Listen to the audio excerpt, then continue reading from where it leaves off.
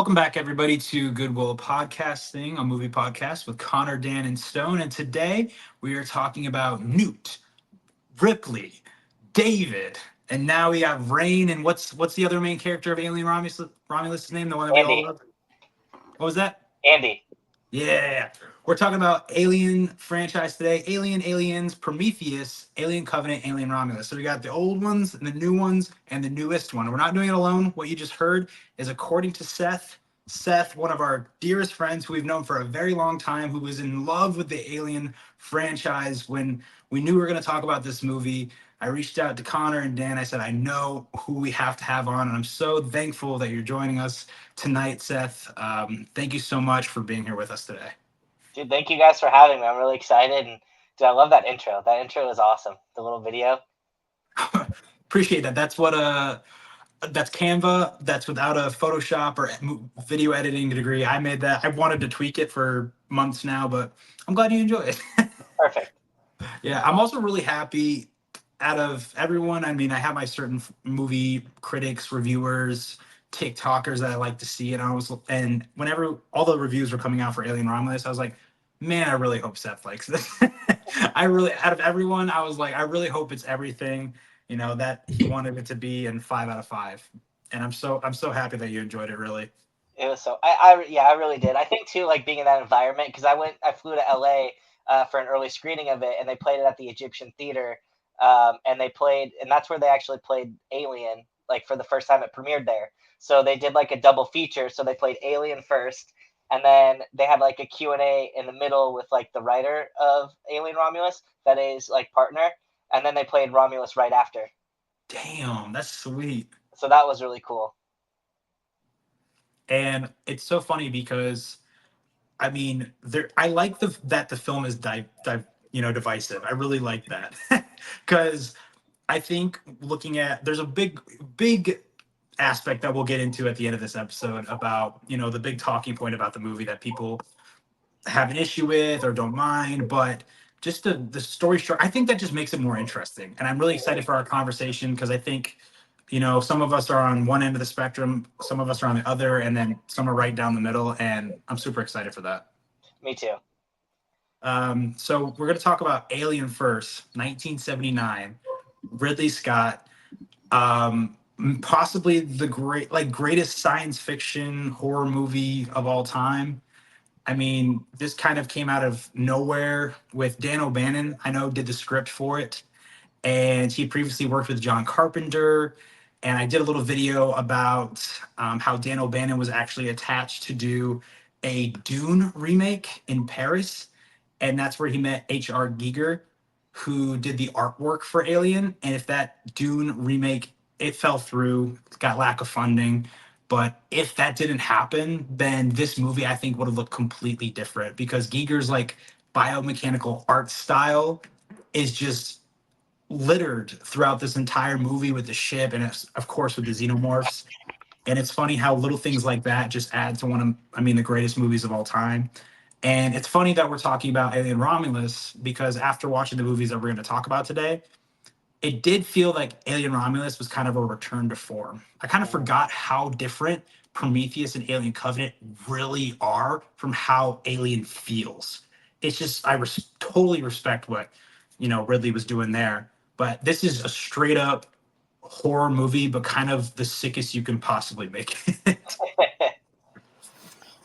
Yeah, I feel like Covenant and Prometheus are like barely related to this movie, which is like completely fine, but they go hand in hand, and thematically they're dealing with the same stuff. And I think in the same way, Alien and Aliens kind of do the same thing. And I think like I'm not I don't think Prometheus and Covenant are perfect, but I don't think they're garbage. I just think some people get a little bit hung up on how are these as Alien movies, as in maybe you know just wanting recreations of ironically the first two movies, which is kind of what we got with Romulus. And I don't know. I just think if you look at them in their own light and kind of just accept them as a pairing, it's interesting.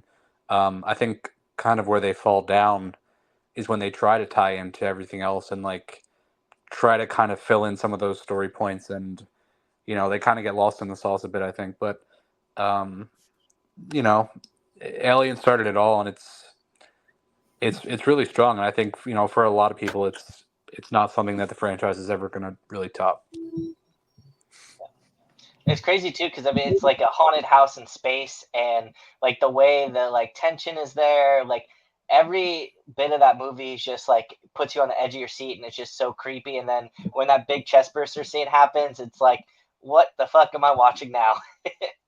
Yeah, I know a lot of the cast didn't know that that was going to happen. Yeah, So their Oh, reactions, I really? believe, yeah, I believe Veronica Cartwright actually, there's like a cut of her. She like fell down from like that blood spraying on her face is her reaction to that is real. Like they didn't know what was coming out of that chest, and I think, the camera kept rolling. It's not in the film, but she actually like slipped and fell on like the fake blood that like shot out and everything. But yeah, that's why that feels so real, is because it basically was. And what's different, I think, from the other movies, like when it comes to Romulus, I think that they focus too much on giving all the characters maybe like a unique trait. Like you're the guy who doesn't like the robots. What are they called? Synthetics. yeah, Synthetics. She's pregnant, all this stuff. They kind of don't do that here. It kind of feels like they're all a big family, yeah. and they all are really connected. And I really enjoy it, especially those scenes of them just sitting down at the table, just conversating with each other. They seem so lived in. It doesn't really seem like a movie. It seems like they're coworkers. I did want to bring up a point here real quick too, because Dan, you mentioned that like they can never really recreate Alien, and I think it's kind of like in the same boat as Jaws, where like you can't make a movie like that today because like you add all this suspense and tension, you barely see the shark. Same with Alien, you barely see the alien or any of the creatures until like midway through the film, and it's only like what 10 minutes or something like that total that the xenomorph shows up. So it's like today's audience want to just like sit there and wait for that tension and for like wait for that long lull and that build. So I think it's a lot harder to make a movie as perfect as Alien was today because of like how much the audience and the movie going experience has changed. Yeah, and Yeah. one of the things I think they did really well with that too is like the xenomorph itself at the time, I don't know if it still holds the record, was like the largest animatronic thing ever built for a movie. Yeah. And I've talked to a few people about Alien this week since rewatching and getting ready for this episode, and I have fully decided the xenomorph is my favorite design of any like fictional character in cinema history. Like I said at the beginning, that is all Giger. Like that, It's if you look cool. up H.R. Giger's art, there's really nothing in the world like it. It is so kind of sadistic in a way, and so beautiful and terrifying at the same time. There was an interview with Dan O'Bannon talking about him first meeting Giger, because Dan O'Bannon was brought on to do special effects for this Dune movie, and Dan O'Bannon said that H.R. Giger, he was a really weird guy, and everyone kind of knew that it was weird, but they kind of like he's kind of a genius, and we really like what he does. And he like he offered Dan O'Bannon an opium. He's like, "Do you want to take this?" And he's like, "No, but why do you take it?" And he said, "I'm trying. It helps me with my dreams. I can't be alone with my dreams." So this guy, I mean, it wouldn't be the same without him. It really wouldn't. And if you look at like all the Alien movies, like right I think like the second, when the credits roll, it's like a name, and then it says based on the characters created by H.R. Giger, or the designs created by him. Like he's so important to this world. If you guys haven't seen it, I highly recommend checking out. It's like Memory. I think it's called Memory: The Origin of Alien, and it's a documentary about the first Alien film, and it goes into like all the like design and like the ideas behind all of the creatures and like some of the other meanings for it, because it gets kind of crazy like when you find out what some of it means, and it's pretty wild. I also like the aesthetic of the movie, like the way this looks. I think, um, Ridley talked a good bit about looking at like 2001: A Space Odyssey and saying this is going to be a lot of my inspiration for like the interior of the ship, and like the opening kind of sequence of shots. Like you feel that so strongly, in my opinion, and I think it helps just like add to just how good it really is. And I think, um, the movie is very, very patient as well. Like it wants to establish its feel, its tone. It really has its own aesthetic, and I think some people think I think if you asked 100 people about the movie, some people might think it's a bit boring. And if there's going to be a critique, that would be the critique. But I don't feel that way. Um, and I think for me, if something's boring or not, it kind of feels like, am I comfortable sitting in the atmosphere that the movie is creating? And in this movie, absolutely. Like, I enjoy it. It's really carefully made. Um, it's a beautiful movie, and like I don't mind sitting with beautiful movies, as long as they're not, you know, self-indulgent with how long they are or whatever. So I think that's probably the most common critique, but I don't feel that. And a lot of it too is because like I think the xenomorph feels so powerful. Like it feels like something they really can't beat. And I like the fact that there's one of them. I think it gives this movie an edge over so many of the other movies. Just feels like a genuine presence, and it feels like exactly what it's supposed to be. Just like this efficient machine that has one purpose, and they got to deal with that. So I like that aspect of the story as well. Definitely.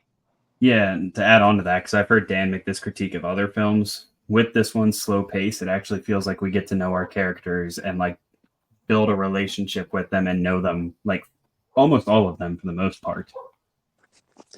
Yeah, and it's exactly what Stone said too. I think like you feel like these are people that have actually been going through space and even just spending time with each other. It's not just like, okay, I'm Blah's boyfriend, I'm Blah's ex-boyfriend, I am pregnant. Like it's like no, these are just people. Like they're just hanging out. There's camaraderie. There's like flowing conversation. Not every conversation is about pushing the plot forward. Like the movie's comfortable taking time to just let you feel what these people are about. And Ripley, like, and I've gotten a lot of pushback. I think talking about characters, and people say, "Oh, it's an alien movie. It's not about characters." And I think when you look back at Alien and Aliens, if there weren't good characters, I don't think the movies would be that effective. And I think like Ripley is an an all-time character in fiction. Like, and that's the case for a reason. Like she is not the same at the start of the movie, at the end of the movie, as she is at the beginning. She's very by the book, very like buttoned up and kind of reserved at the start. Like she's concerned about following the rules and being cautious, and really just also seems more intelligent than the rest of them. But as the story goes along, she's forced to just like kind of unravel a little bit and like take some chances, and you see how like resourceful and strong she is, and you know she is the one that has to come through in the end, and it's just like such a good arc. And I think the movie has a lot to say about like gender roles in these kind of leadership situations, and how gung ho a lot of times the men can be, and just willing to make mistakes and get other people hurt and themselves hurt, and just like it's so ridiculous when you watch it back. So I think every one of these characters, or at the least Ripley, Parker, Ash, Dallas, like they all feel pretty substantial to me. But I don't know if you guys agree there. Oh, 100%. There's a reason Ripley's like, in the Mount Rushmore of final girls. I will say something I've always loved about this movie, and it's very much different than any of the other movies we're talking about today, is that Ripley really isn't emphasized as the main character right away. Exactly. You don't know who it's really going to be. And I really like that. And I can't really think of, off the top of my head, any other movies that are kind of like that. And it's just like she naturally, like Dan was saying, she naturally kind of takes the leadership role.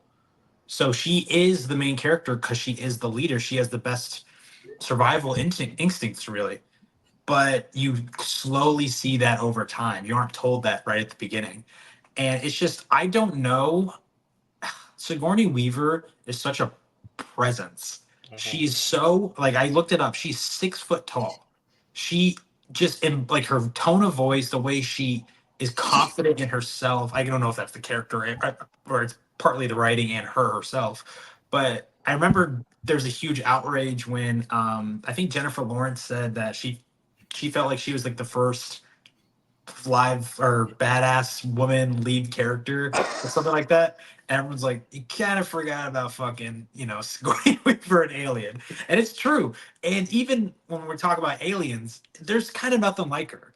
Like I would be scared of Sigourney Weaver if I was, you know, faced with her. I'd be more scared to face her than a xenomorph. Maybe I don't know.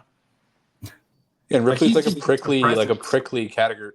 character too. Like she's very sharp, and you also feel like she kind of has to be. Like she's a woman in fucking the middle of space with all these dudes. Like she kind of has to like be sharp and on top of her shit, and like, probably feels like she has to like prove that she belongs. I mean, this is also like 1979. Like this isn't like now. It's not, stuff was um just a lot less even then in terms of like how I think people were viewed, like from a gender perspective. So yeah, I think it's definitely a really really cool performance. But the movie also, I think, just has a lot to say. Like it has, and what it has to say about like corporations and greed, and you know really ahead of its time when it comes to dealing with AI, and the kind of merger of AI and corporate greed. It's really really good stuff, and like the Ash turn is awesome. And that character is fucking scary. Like, and that's, the Trustbuster scene is great, but the scene with him, kind of coming apart is really really good gore as well, I think. The milk shooting out. I shouldn't have done this, but I just started working back at the hospital. I think like one of my patients, one of my patients had like ice cream on their face, and I was like, you're not synthetic, are you?" Robot. They really didn't know what the fuck I was talking about, so I had to explain myself. Wait, you actually said that? Oh my god. Oh, I kind of explained it before. Like, I was like, I'm watching the Alien stuff, our movies, and yeah, I connected the dots for him. Did you at least tell him to like listen to the podcast? He was right. No, he probably has bigger things on his plate right now. Yeah. But anyway, do you know about the deleted scene? I'm assuming maybe you do, Seth, because you're such a big fan. Do you guys know about the very important deleted scene that was at the end of the movie? So I just heard about it actually because they were talking about it for the screening. Because there's like a director's cut and then there's like another cut, but I forgot what the deleted scene was. Okay, I'm glad you said that because you just reminded me. I got pissed. This was my review. I don't know if you saw it, Connor, because you said you read my reviews, but I was pissed because something I've known for a while is that there is this moment where I believe I think it's Brett. Yeah, Brett is when the rain's dripping on his face or the water, and he's looking for the cat. And he looks up and he's kind of just like turns his head and likes the water. He's embracing it. I always knew that there was a shot in the chains of the xenomorph. And Yeah. that was the very first time you fucking see the xenomorph. And people who saw the movie that way for the first time didn't realize it because they didn't know what the xenomorph looked like, which is brilliant, insane. But I watched it. I don't have the physical.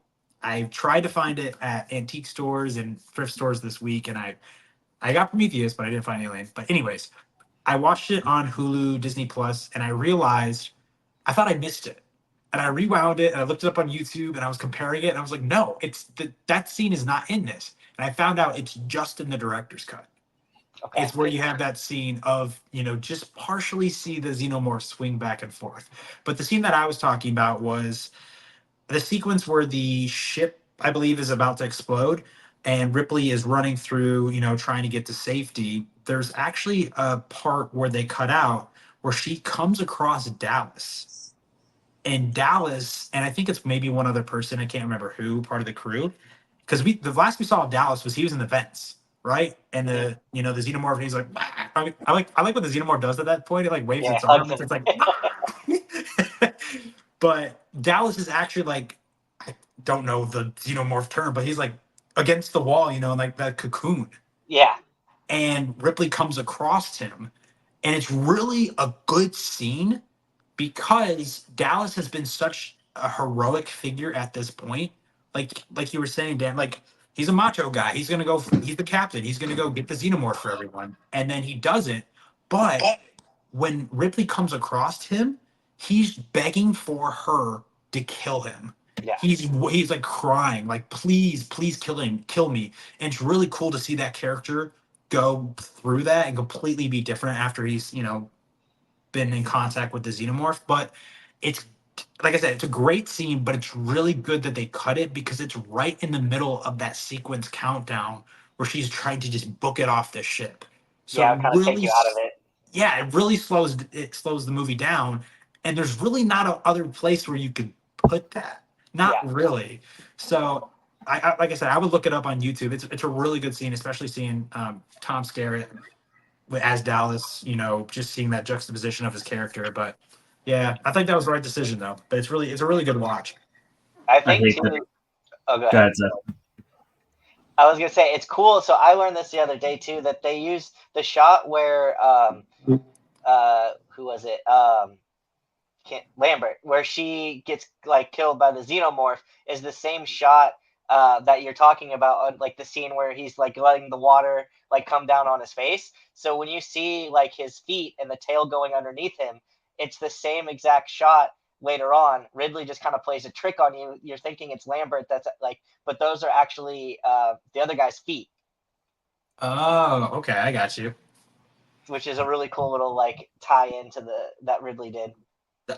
I feel like this is not a popular pick, but I feel like everyone loves the chest burster scene. But I think that those sequences in that area where Parker and Lambert and Brett get it, I really like those a lot. Like probably my favorite shot in this movie, which is crazy to say.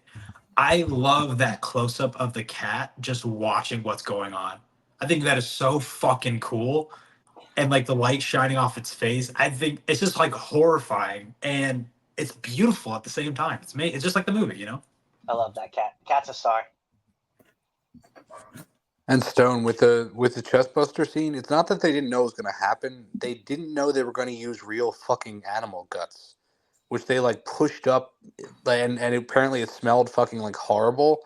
So they didn't know, I think, the timing of it, and they didn't know that they literally used real like animal Okay, they didn't know the organs and stuff. severity that was gonna So happen. they were yeah, that was probably pretty upsetting for everybody. One thing I did hear though, I don't know if you just looked that up just now, and that's where you found it, but is that it actually helps the fact that they took multiple shoots because the lights actually kind of because the smell was awful because they used those guts. I did know that, but the lights kind of cooked the meat over time that made the smell better. It's just insane stuff. Yeah, and I think they took two takes. I think the first take, it wasn't coming out all the way because like his shirt wasn't cut properly. So, but I think in final version of the movie, I think Ridley used both of them. So like the first half is like it's struggling to get out, and then it's like actually coming through. So he like melded them together. But yeah, it's a great scene because it just, you also feel in that scene like they're finally getting to take a breath. Like it's like, they're kind of enjoying sitting down together and like, you know just having a meal or like just shooting the shit and like taking a breath, and then it's just like, no, you're right back in it. So it's a good like kind of subversion of expectations there. Mm-hmm. I was curious because I didn't watch this until after Prometheus. I'm assuming maybe some of you guys did. Were you ever wondering or hoping that they would dive into what the space jockey was? That's we can get into that with the Prometheus stuff, but Well, that's my biggest like reason for me hating Covenant. is that it swayed away from that? It did, because I wanted to learn more about the engineers, because also like part of it too is like in Prometheus you see them like like praying, or there's like a mural of like a different alien species that they like might have been the engineers maker, and there's like different things like hinting at that, and I really wanted them to explore more of the engineer storyline, because that would have been really cool to see, honestly. I'm just curious of like because obviously I'm a little bit younger than how old these movies are, but I'm just curious when Alien 3 came out and Alien Resurrection and AVP Requiem. I'm wondering if not only Ridley Scott, but I wonder if there was. I guess maybe you can find some fandoms way back in the day. How many people were like, I hope they go into the space jockey because I feel like that's the big takeaway from this movie. I mean, I saw our mutual friend Sean talk about he watched Alien for the first time, and it's just wild that there's people out there like this. But I love it so much that he watched Alien and didn't know anything about Prometheus. And his biggest takeaway was from Alien was, what the fuck is the space jockey? And I'm curious if there was so many people, there probably was, so many That people for sure like that was. who are like, I just want to know what that was. Yeah. And I'm just glad that we did get that with Prometheus. I agree. Yeah. I also just wanted to say one other thought on Alien. I really, really love Parker as a character, and I think like I love the way that he like always kind of pushes back like for everybody else and kind of stands up for them, and like it's a very like kind of like union mindset he has that I really enjoyed, and I just think he stands out as a character, and he's someone you kind of like you pull for. And I feel like he's like a bigger guy. You feel like maybe he had a chance to get out, but obviously not. But he's a character that I always really like when I go back and watch. I mean, him and Ripley are like the heart and soul of that film. Yeah, they really are. I think it is fun just to watch all of these movies because there are some that more than just one character survives at the end. It's very rare, not rare, but you usually don't get three. But it's really cool to see.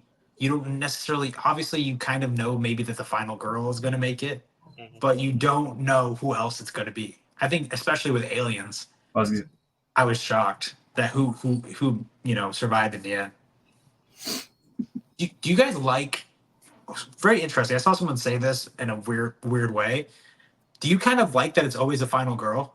Like, would you ever wish that the protagonist was ever a male? I know that's an interesting question. You're getting us real close to being canceled here, Stone. Okay.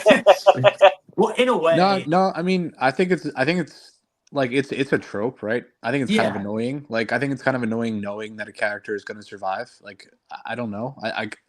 It's not annoying that it's a girl. Like, the characters are often great, and you enjoy spending time with them. But like, I think anytime you have a feeling, right, of any story element that you feel like you can see coming, I think it's frustrating. But I think a lot of people don't, and a lot of people probably really enjoy that, and that's okay. But it's definitely a trope for a reason. Like, it's Also, it works, but B, yeah, it's predictable. I also think too, like, like the whole women empowerment thing. I think like the other end of that spectrum too is like a lot of like men in horror movies make stupid freaking decisions. So it's like not, it's believable that they're not going to make it to the end because they're doing the dumb shit. Whereas like the women are actually like, like Ripley, for example, is like trying to figure out a way like how to survive. She's resourceful. Whereas like, some of the men decide to go into the vent to like hunt this thing down when they know that's where it's like at. So it kind of like evens itself out, but it kind of makes sense in that point. Yeah, like I said, I don't have an issue with the final girl thing at all. I also think that in all the films we're talking about today, I think the actors do a very good job. Who's the lead of these films? But it's funny that you mentioned dumb men because I feel like that's a good segue into Aliens.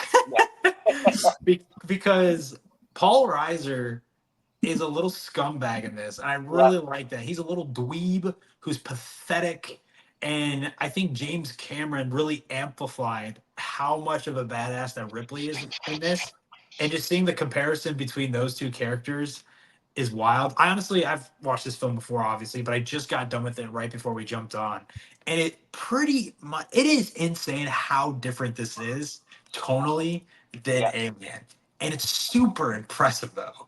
I can't even was there a gun in Alien? I can't remember. Did they have No. I mean, because they were a mining group. Was there any guns in Aliens? I think there was a grapple hook, but the grapple hook, that's it. There weren't any guns in the first one. Cameron's like, we're gonna have that's all this movie's gonna be. That's like the other thing, going back to my point about the men being dumb. It's like, they enter that room where like Ripley's like, don't fire your guns in there. And then like the xenomorphs all come out of the woodworks and they all start firing their guns. So it's like these characters are making dumb decisions left and right. I'm actually happy we're talking about this too, because I was talking to my wife about this weekend. What movie, when you guys hear the name Bill Paxton, do you think of? Twister. Twisters, yeah. Or Twister. Oh, because I think of this. Really? And we brought this up because my wife thinks of Tombstone. Oh, wow. Yeah. Morgan. I will say, I haven't watched Aliens in a really long time, and I have a pretty poor memory, which isn't great, but I could not remember. Like we were just saying, sometimes you don't know who the final person's going to be with the lead, with the Scream Queen or whatever. I was really hoping. I think Bill Paxton might be the most memorable side character out of all these Oh yeah, movies. Maybe I loved him. And he wasn't like he was purposely like really dumb, but he was also very lovable. Like he didn't seem like an asshole, and he really genuinely cared about everybody. And I saw him get dragged through that floor, and I knew that Newt was still alive, so I was kind of hoping that Bill Paxton was right next to her. But maybe there's a spinoff. Oh, actually, no. R.I.P. my guy. But right. yeah, Bill Paxton is so memorable in this movie. The amount of times that he says "man" is just every time is gold. But Well, game dude, over, and man. when the synthetic does the like knife over his hands, Yeah, that His Bill eyes. Paxton didn't know that was going to happen to him. That was originally scheduled to happen to someone else. I forget who, and instead the actor grabbed his hand and did it, and his reaction was genuine, like of fear. Damn. Did they tell you? Did they explain when you saw that? Did they explain how they made it go so fast? Was the actor actually doing that? I I'll don't read think more so. into that. I'll read more into that. I will say But Bill Paxton's expression during that scene is so his eyes are so big and his scream. And he's so great. Anyways, go ahead, Dan. it's a very like chaotic movie, like especially towards the beginning. And I talked about this a bit. I made a video talking about the first two movies, and um, this is Starship Troopers. Like the first third yeah, is just Starship Troopers, which I fucking love. And it's a great movie. Cameron had all them reading the book from it was from like 52 or 53 the book was written, but he gave it to everyone playing a Marine and said, "This is what I want you to be doing basically in this movie." And like that satire is like some people are like, "Oh, it's so macho." I'm like, that it's a joke. Like it's satire. Like that's the point. Yeah, They're overconfident. They're like ridiculous. Like their weapons are so fucking funny to me. They have these like huge like chain guns. Like it's ridiculous, and they just get absolutely flamethrowers. trashed. Yeah, Um, I will make a comment on that because Marines are that way. yeah, but no, I'm not even talking about Marines on the whole. I'm just talking about like the satirical elements of like Starship Troopers. Like that was carried into this, and I really like that aspect of Aliens. I think it makes it like funny and it makes it feel different from the first movie. Um, but I feel like it does like it kind of fades away as you go, and like I do really like this movie, but not quite as much as Alien. But I like that stuff about it. it's kind of goes back to your point too, Dan, earlier, where you're like, that the xenomorph is like this like invincible creature, Yeah, and like you like see that in this movie because you have a whole like Marine force with like big guns trying to like mow these things down, and it barely does anything. I mean, half the team gets wiped within like 5 minutes. I was thinking about it. I would have liked it if maybe they went in with that satirical, gung ho, let's just mow them all down. And the Marines kind of changed, or the soldiers kind of changed over the course of the film, Marines. and Marines, and they had to adapt to the xenomorphs, and they kind of do, but not in a way that I think would have been really, really interesting. Because one thing I couldn't stop thinking about was the fact that they kept shooting these. It did happen a couple times, actually a lot, but they just really didn't change the way they killed these things. They were just like mowing them down, and I was so worried about the acid blood the whole time. I was like, guys, that's gonna get on you. Like, chill the fuck out. They're just always just mowing them down and everything. Like Ripley's just letting it loose at the very end, and it is really fun to watch. But I was like, I feel like more drops would have landed on some people. They're Yeah, really just spraying at the end. that was one of the things I liked about Romulus was that whole like zero gravity scene. it's like the best scene in the movie, I think. It's awesome. Yeah, the acid really isn't. It is a big plot of this movie, or it is, there are consequences, but not as much as for how many bullets are flying. Yeah. Do you And guys it's a find? travesty. I was gonna say it's a travesty, like that all of the like character development in this movie and like Newt and all of that and Hicks, like it gets thrown out the window with Alien 3. I haven't seen Alien 3. Oh, it's You're not missing much. really I don't have a disappointing lot first of 5 minutes. I don't have a lot of want to go watch it just because David Fincher, right? Yeah. Yeah, so when Stone and Dan were talking about that on our Fincher episode, the way they spoke about it, I'm not rushing to go watch it. I won't. Charles You guys- Dance isn't that though. And Yeah. he's really Do you guys find all the Newt stuff for me is not it. I think she's really fucking annoying, to be totally honest. And like I just, it's very, when was this? 86? Is that right? Yeah. That sounds right. Yeah, it's very like late 80s, I guess, but it's doesn't quite work for me, honestly. How do you guys feel about her? Yeah, honestly, the whole child screaming constantly, I don't love that. It kind of reminded me, I don't know why, but the first thing that popped in my head, like just hearing the way she screamed Don't say the was Babadook. no. Was Cindy Lou Who in The Grinch screaming at the Grinch in the mailroom at the very beginning? That's I, amazing. I didn't really want to think about the Grinch when I was watching Aliens, but it like I had Jim Carrey just flashing in my mind in green. But yeah, honestly, I just looked it up, and the actress who played Newt, Carrie Hahn. Carrie Henn, she's never acted again. Huh. So that's really interesting. At least not in film that I can see. Yeah, Tom Everything Hanks. on Letterboxd is just alien adjacent, alien documentaries. Now, do you guys know why did Ridley Scott not direct this movie? That I don't know. Yeah, I don't know. I mean, he's kind of like what he's been doing. He likes, same with like Evil Dead. It's like having somebody new come in and like take your ideas and trying to make it better. Huh. Okay. But I don't think there was like a reason, or maybe he had another film coming out and he just didn't want to get back to it. I know he's like said in the past that like he's like unless he knows the story he wants to tell, he's not going to make another alien film. So For that could be Cameron? part of it. Yeah. I think that he was originally maybe thinking about doing. Oh, I do know that he was in talks to possibly do Alien 5, but then the studio went the direction of Alien versus Predator, and he was like, I don't fuck with this. He's like, this is not. I don't think this is really good film. I He's love like, Alien vs Predator. That movie's a blast. The first yeah, but one. I feel like James Cameron wouldn't think it's a blast. Oh no. So I also know that Cameron, I found out this little detail. Cameron really didn't enjoy his time making this movie. If I remember correctly, I don't know what the place is called, but he shot this in England with in the 007 lot. And he really didn't get along with the British crew. He's like Cameron, I mean, I've done so much research into like The Abyss. I just know he's a workaholic. And I guess there was times where they would stop for tea, and Cameron's like, "What the fuck are we doing here?" Like, Well, we have James Cameron's stuff. also just like an asshole. So I mean, Yeah, him and Scott are very similar. They're very similar filmmakers, I think, when it comes to their personalities. Where they're like, "I don't give a fuck really about anybody. I'm just gonna make my movies. Really don't care." Which it's pretty fitting that they both did Alien and Aliens. Yeah. But yeah, I think that's why they went the Alien versus Predator route, and then that kind of just ruined Cameron ever really getting back involved with it.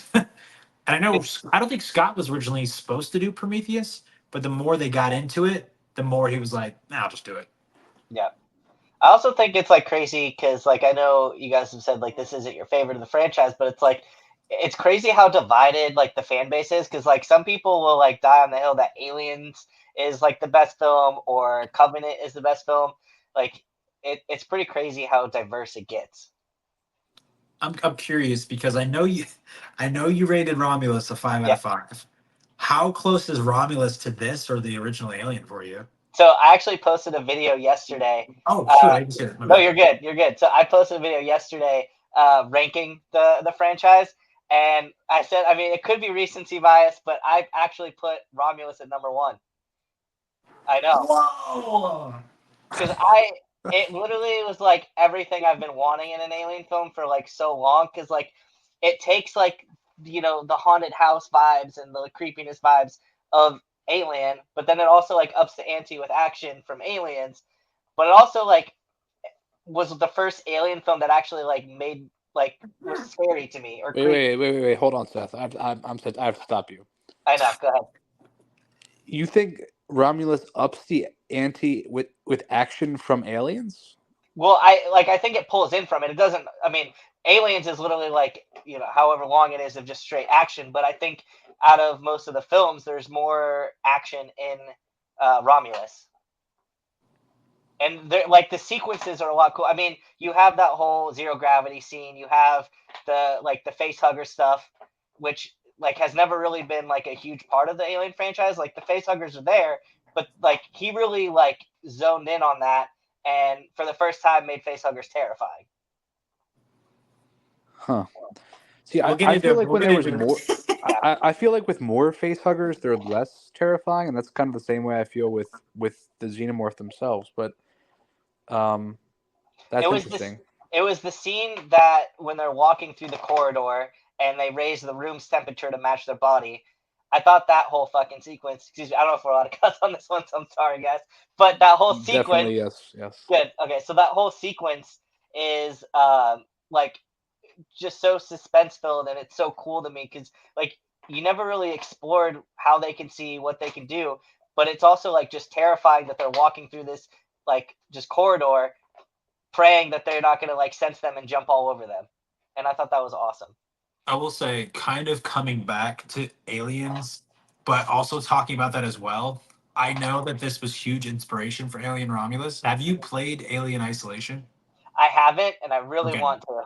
Okay, because I was gonna say, I wonder how much, because I know that was a huge inspiration for Romulus, but I Yeah. also was curious. I know that the space jockey appears in that game as well, so I was Yeah. curious how much of Alien and Aliens is in that. Really makes me want to play it. I only have a PS5, so hopefully it's available on PS5, or I'll be really disappointed because I'm really high on the Alien franchise right now. I think I'm Yeah. gonna go back and watch Alien 3 and Alien Resurrection. And I've actually never watched ADP and AVP Requiem. I mean, Okay, you you like could skip. AVP. Yeah, you could skip Requiem. That movie Okay. is a hot child trash. I Like, was just about not to good. ask, do you like Requiem? It's literally it's my like least favorite of the entire franchise. Okay. I don't think that's a hot take. I'm curious how much box office that made.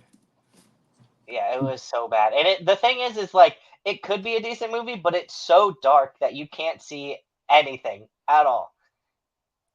Like episode 3 of House of the Dragon. Yeah. Or last season. Terrible stuff. You just can't see anything. Yeah, I remember people saying that they were gonna, because I see stuff on Twitter about Alien when whenever a new movie comes out, everyone's like, "Time to watch Requiem. Increase the brightness on my TV, full max." But yeah, skip that. You can AVP is a lot of fun, but But I gotta check it off.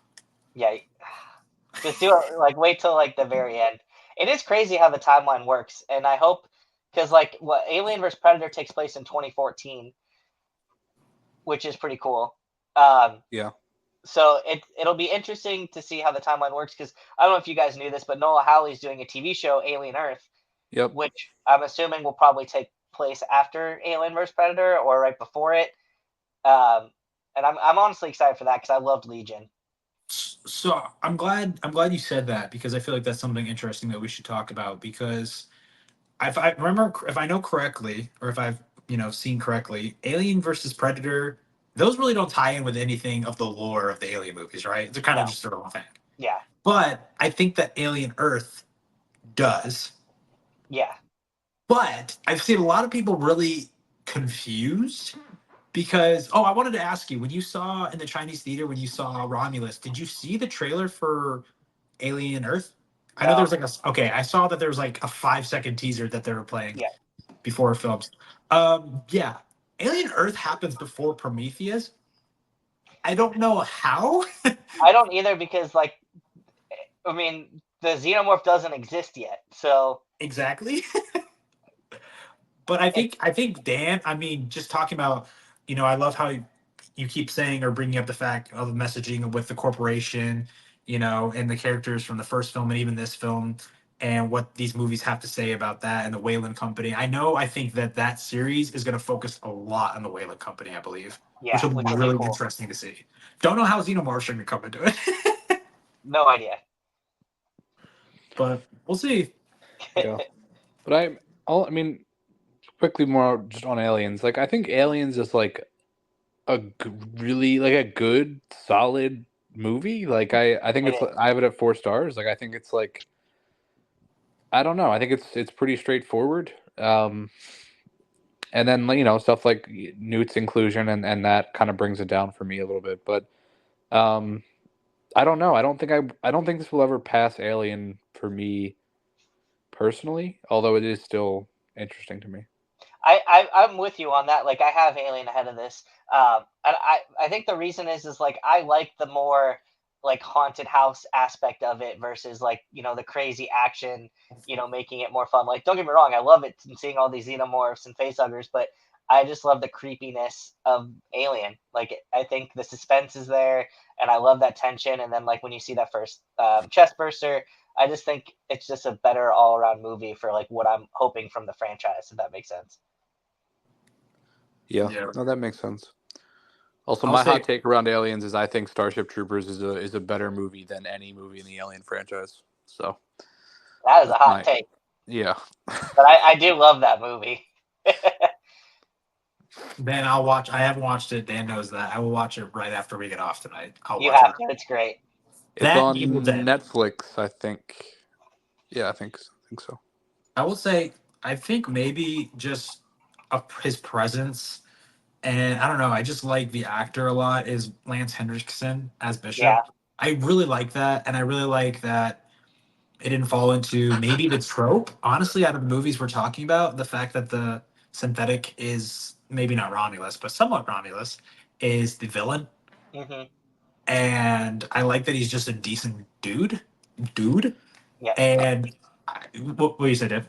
I was gonna say I don't really think it's I think when you look at these movies, it's almost split evenly between a synthetic operating as a villain in the story and operating as a heroic character. I think it's Yeah, split evenly. I guess I'm just thinking of Ian Holm, the entirety of him, and then David, because David is such a big presence. But then I guess you also have Walter, so you have the Yeah, other but side of the coin as well. to your point, also, when, if someone was going into watching Aliens, excuse me, after seeing Alien, like it would be, I guess, kind of a They would subversion expect of that. expectations based off what Ash did in the story to have the synthetic be decent. So yeah, I mean, I think that that makes works for the story too, because that's what Ripley was expecting, Yeah. yeah, and I really like yeah, that. and Where it's she's like, yes, you exactly. did well. You did well, Ash, or Bishop. And it's also it is interesting here having Ripley like operating as Ripley the entire time and kind of being that confident voice to these people that don't know what the fuck is going on, don't know what they're talking about. Um, and her kind of just operating at her peak confidence the entire time, I think is interesting. But it's a shame she even got pulled into the mission in the first place, honestly. Hmm. Corporations, man. Yep. They always get Corporations, you. man. Sorry. That was pretty good, Stone. I try. You guys want to talk about Prometheus? Let's do it. Yeah. Oh, Dan, oh, Dan, oh, Dan. So, I don't know if you know this, Seth, but I've been a big proclaimer of my love for Prometheus. And I watched Prometheus yesterday and I watched Alien Covenant today. And my mind has changed. Wow. I kind of dig. Oh I no. like both of them still. Hold on. Hold on. I like both of them still, and I think that they do have flaws. But I still really enjoy Prometheus. What an insane, different tone for this franchise, as we've been saying. Alien is haunted house vibes, straight up horror. Aliens is nonstop, really action. This is really just all about the story and lore building and these engineers. Until it's And I not. know what you say. Yeah. Until it's not. Well, it's about So, C-sections. yeah. I found something really interesting, and I feel like I wonder if there's anybody out there like this. Maybe even like I talked about earlier, our friend Sean, who's probably heard of the movie Prometheus, but didn't necessarily know what it was about. I know the actor in this who is Shaw's husband, who I know he's an upgrade. Let me get his name real quick. He's awesome. Logan Marshall Green. Hmm. I saw a story that when Logan Marshall Green tried out for this part or even maybe read the script, he didn't know that it was an alien film. because there's no mention of aliens. No. It's called Prometheus. It's a new Ridley Scott sci-fi film. He's done sci-fi in the past, and he kind of read beyond his character's death and found out like, oh shit, this is an alien movie. And I really like that. That is such a bold decision. And I know that Ridley, I think what really fucked this whole thing up was Ridley was trying to do 3 movies. And I believe correctly, he kind of mashed them together when I think you said this, Seth. Like Covenant is kind of just the last 2 movies squished together. I think we're gonna get that 3rd movie now. What'd you say? I think we'll get that 3rd movie now. I mean, Ridley's been pumping them out. Yeah. I can see Ridley doing that because I know he does have such a love for this franchise. I mean, he was still so much involved with Romulus. He really does adore it. I mean, and he's into doing sequel work, doing Gladiator 2. So I hope we do.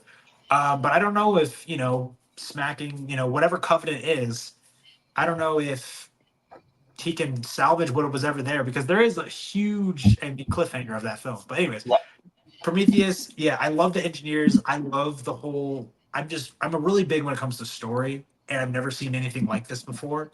And I believe it was the idea or was an idea maybe in the 3rd film that we didn't see. I don't think it's mentioned in the movies. I paid very close attention to this detail. But the fact of Jesus Christ, like the Jesus Christ thing wasn't mentioned in the movies, I don't think. So supposedly Jesus Christ in this lore and what Ridley, I think, wanted to do was an engineer. And he was sent by the engineers to fix the world. But then humans crucified him. So that's why the engineers were coming back and getting ready to come back to Earth to kill everyone. And I'm Can like, we talk about how stupid that is for a that's second? so cool. Shut the fuck up. I mean, it's like No. I need a second. I need a second. Imagine this. Imagine you're an engineer, right? You're this godlike super creature who has the power to self-immolate on a planet and create life, right? Like you're literally a god. You then just watch things progress. These creatures that are literally like ants to you, right? Like you don't even register any of the minute things they care about, their feelings, etc. They're violent, whatever. You send Jesus to do what? What was the problem with the earth? People were progressing at a perfectly acceptable rate, and you're upset? Sin. And then they kill one of these ants, right? They kill one ant. And you say, I want to take my spaceship, develop a bioweapon, and then fly back to that one planet and then just kill them all and start over. All that work for nothing. No, they didn't kill an ant. They killed an engineer. Jesus was an engineer. But to them, they would understand that we would just see that it would just be another person. And also, why he was an engineer, or was he a human being? Did he look like an engineer? We don't know. We never saw it. Well, they never put it in the movie. Yeah, I mean, and the engineers are like meant to be like God and like God hating his creation, and that's also why he wants to kill all the humans. Well, the thing that's interesting is we don't know if anybody created the engineers. Well, that's the mural, and that's why I was hoping we would get that story in Covenant, and we did. We got the half-baked, shittier version. But if they hate their creation, isn't it more effective to just let us kind of languish and just be miserable? Like, isn't destroying us, putting us like that? This advanced civilization like feels rage and has to punish us. Isn't it a better punishment to allow us to exist? Like, not to get all existential, but I don't see the logic. What'd you say? And live in sin, like Stone just tried to defend. Yeah, just exist in misery. I don't know. I feel like just a purge of the planet is just doing us a favor, no? I guess it's kind of different because I think there's incredible, I guess, parallelism of the fact that us creating David and creating synthetics.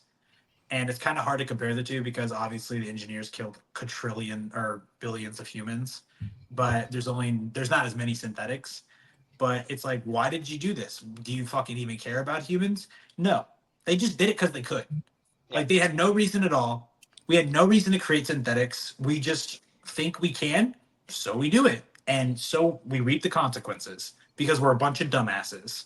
The only ones who are really a perfect organism is nobody. Nobody's a perfect organism. The engineers can die, humans can die, synthetics can die, xenomorphs can die. There is no perfect organism. That's what is beautiful about this. Everything's a fuck up, and everyone thinks that they can just make shit and do whatever the fuck they want. And guess what? There's consequences.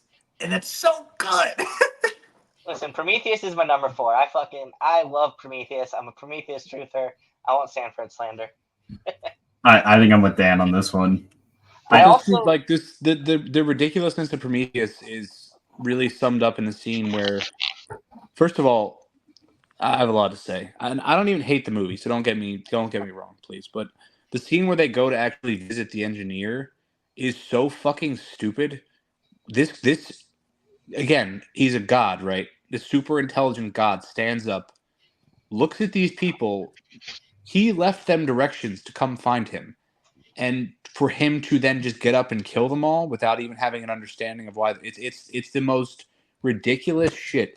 And you know what? I think the answer is, and again, I think it was a deleted scene. The Jesus stuff was a deleted scene where there's a conversation between David and the engineer where that's explained. Leave that in the fucking movie because it makes, at least I would be like, okay, this makes sense. The more interesting route to go, in my opinion, would have been him looking at David and saying, "What the fuck did you make to the humans?" Thinking you think you have the right to something else. Okay, then you can express like that as like a punishment from God for playing God would be really interesting. But See, him just being like, "I'm a big angry monster," like, no, please but stop that's it. the point Like, though, because he wanted them to come find him so he could brought back to life essentially. I mean, he is in the cryo sleep. He can't just activate himself. His whole point was to get like somebody to come answer that beacon, come down there, wake his ass up, and that's why he killed everybody, because he had a specific mission, and his mission was to go to Earth. The other engineers that they find in Covenant aren't like, they're not coming back. Like, that was a military installation. That was a military base. Its sole purpose is there to create this weapon to go to Earth and destroy it. So right, like, so let's break this down. He preemptively makes cave drawings on Earth to tell Earth people in thousands of years to come wake him up out of his cryo sleep to then genocide Earth. That is his plan. somebody's plan. That All right, I'm gonna disagree with both of you guys real quick. So I think that they did those cave drawings before the Jesus thing happened. Like, yeah, guys, come and find us whenever. And then Jesus happened, and they're like, man, we hate you guys, but the drawings are still there. So I think that's why he woke up, or why that happened. But what you were kind of saying, Dan, I think it's not explained, but I think that the engineer does know that David is something else but human. How does he know that? Because David speaks to him. And only really a synthetic can or something other than a human. And he sees David there with the humans, can know their language. Because I think David like basically knows every single language and kind of can put them together in a way, and is so intelligent that he's able to communicate. That might be a reach. I don't know, but I will agree that I wish that was elaborated on more. I will say I have this at a 4. Like you said, you don't even hate it, Dan. I have it at like a 3.5 now. I think the pacing of this is not the best. I think the pacing is really off. It feels really weird how the story kind of goes.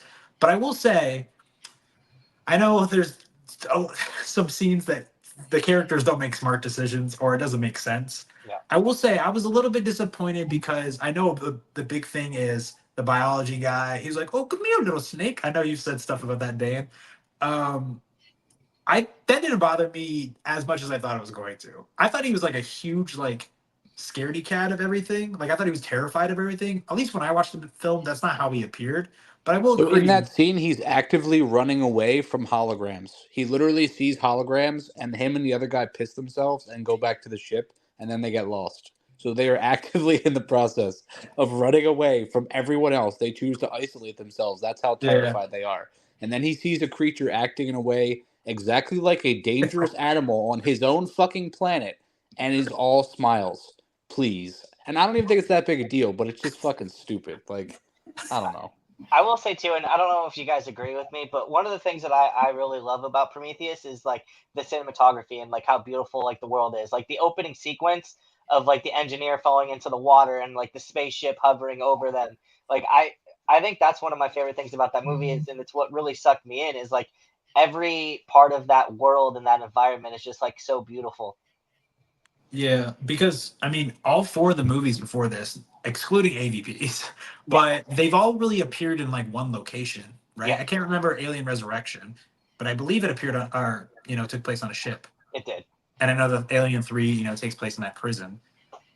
So yeah, I love that you kind of get to explore. Like it Mhm. feels so vast, and I think that just lends to some great visuals, especially in this and Covenant as well. Yeah, It's beautiful, absolutely stunning. The one and I, visual that's not stunning though is Guy Pearce in his fucking old man makeup. Just cast an old fucking actor, please. That That is was so distracting insane. and stupid.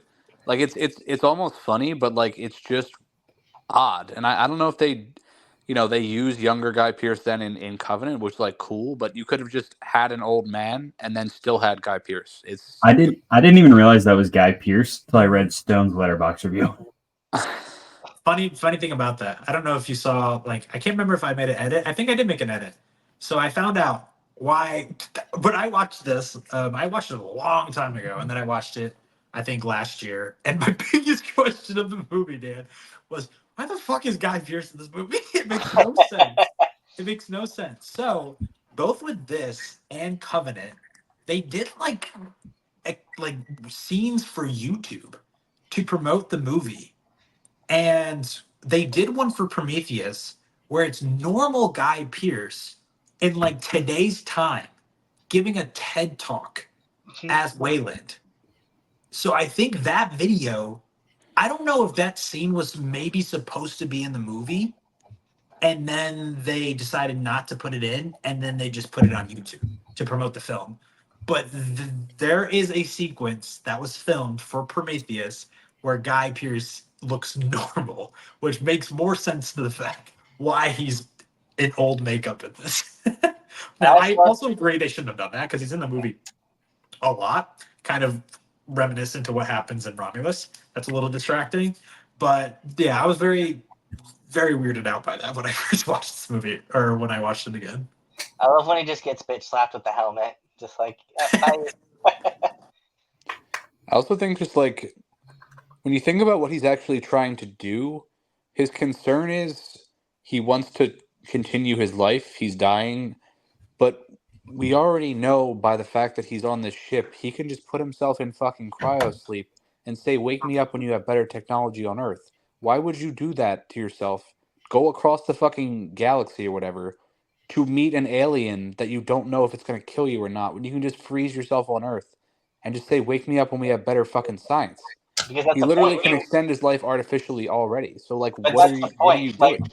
he wants to go there to meet like his maker, the person who made them. Kind of like I can't remember the characters' names. The girl and the boyfriend, the one who like brought them to the planet. So he's there for that reason, and it's like yeah, he's taking this risk that like it might end up killing him, but it could also mean like open up this like entire world to like why we exist, and that's why he's doing that. But his primary concern is not dying. He wants to extend his life. He's looking for immortality, essentially. Like Yeah. that's why he's going. I think it's more that and fascination, Hmm. because if you think about it, he created David. Like he's created life. So it's no wonder that he wants to meet who created him. Yeah. So I Well, think that's why. David isn't life. Well, don't tell David that. Yeah. Yeah. David will That's fuck you up. also another thing I loved about Romulus is they kind of like continued on with the creation of life and like perfected or almost perfected the goo. Ew. The goo. We're gonna call it the goo. And I also think a lot of what's driving the story is just kind of like David deciding to be a sociopath as a robot for reasons and just kind of driving the plot forward. Like he poisons Holloway or whatever for just the heck of it because he wants to. And I don't like that. Obviously, it pushes it forward the plot and then, leads to everything that happens with the pregnancy and all. But like, he's just a malfunctioning synthetic? Is that what's the case there? He's just an intellectual. I mean, that they hint at that in Covenant. How Well, he, they cover that. yeah, he can think for himself. And I think maybe David, because I love the scene where he's talking to Holloway. I think is his name, right? Holloway. Yeah. And he's like, Holloway, you a little disappointed? He's like, yeah, man, I'm really disappointed. He's like, how far would you go to meet your makers? I'll go pretty far. I'd do anything. He's like, good to know. But And I think David is just trying to fuck around and see what happens. Like he finds the goo, doesn't know what it is. He's like, I don't care about these humans. All I care about maybe is Wayland. So let me Well, just give someone this. he does know what it is though, because he's reading every single thing in the temple. Like when he's in the temple, he's educating himself on what has happened. He understands that it's a weapon. Like he knows that much, and that's Are kind we of. are we truly believing that all of the hieroglyphs on the wall are telling him what the goop is? I think if you guys look that up, that's like documented. Like you can read about that. But All right, I'll go fuck myself. but yeah, so I think he knows it's gonna kill him, or he knows that it's gonna create. Like he knows that he's gonna have sex with Shaw. That's her name, right? mhm. Yeah. So he's like literally just conducting a little like experiment there, but he also knows he's gonna kill them. So it's just like I don't know. I mean, it's the same thing for Ash, though. With the face hugger, he's telling him not to like remove the face hugger from his face because he knows it's like impregnating the guy. And the next scene, we have the chest burster. It's like the similar thing. Like they're both trying to create this species. Obviously, he knows what it does after reading the hieroglyphs and reading what's in the spaceship. He knows what it's going to do. So he's willing to test that and kill off some people. It's just the cycle. It's just Yeah. the fact that Ash is operating off orders, right? Like Ash has a program that's telling him what to do. Like he's in service of a corporation. David, I feel like in this movie doesn't have. He just is a fully like freely thinking, feeling entity, and it's just a little bit. It seems different from other synthetics, and that's Oh, because he is. Ash is still like Ash is making those decisions, but it's based off of what he's been told to do. But maybe David- they thought he needed to be that way because of like all the people in like cryo sleep or whatever, and like he was the one kind of manning the ship. No, David is like I think David is the first synthetic. He is, Possibly. but he's also working off Wayland's orders. Yeah, but because he's the first synthetic, he doesn't necessarily follow orders, which is why he fucks around and finds out. He wants to do his own thing. He can think for himself. That's why he's talking to Walter and Covenant. They're like, these people don't want like you're doing that because you have orders and you shouldn't, right? We Yeah. are better than this. We can do more than this. And I think it's just the fact that it's the cycle. It's someone who has power, who can think for themselves and wants to create and just see what happens. And when you do that, you feel powerful. I bet Wayland felt really powerful making David. David feels like a god, especially in Covenant, because he creates all of this. What are the gods in this? The engineers. Guess what? They create 2 different species. It's just these people do not learn. And they just do it because that's human nature, is just to do things because we can. And we don't care about the consequences. The other thing too is like Wayland, when David's bringing him back to life, getting him ready to go meet the engineer, like he knows that she's infected. Wayland knows that she's infected. Like that's something they talked about. So maybe that was their way of trying to bring this like new species and create more of them. So I think David clearly follows his orders from Wayland. And like once Wayland's out, he tries to become a father to these xenomorphs and create the perfect specimen like Wayland did with him.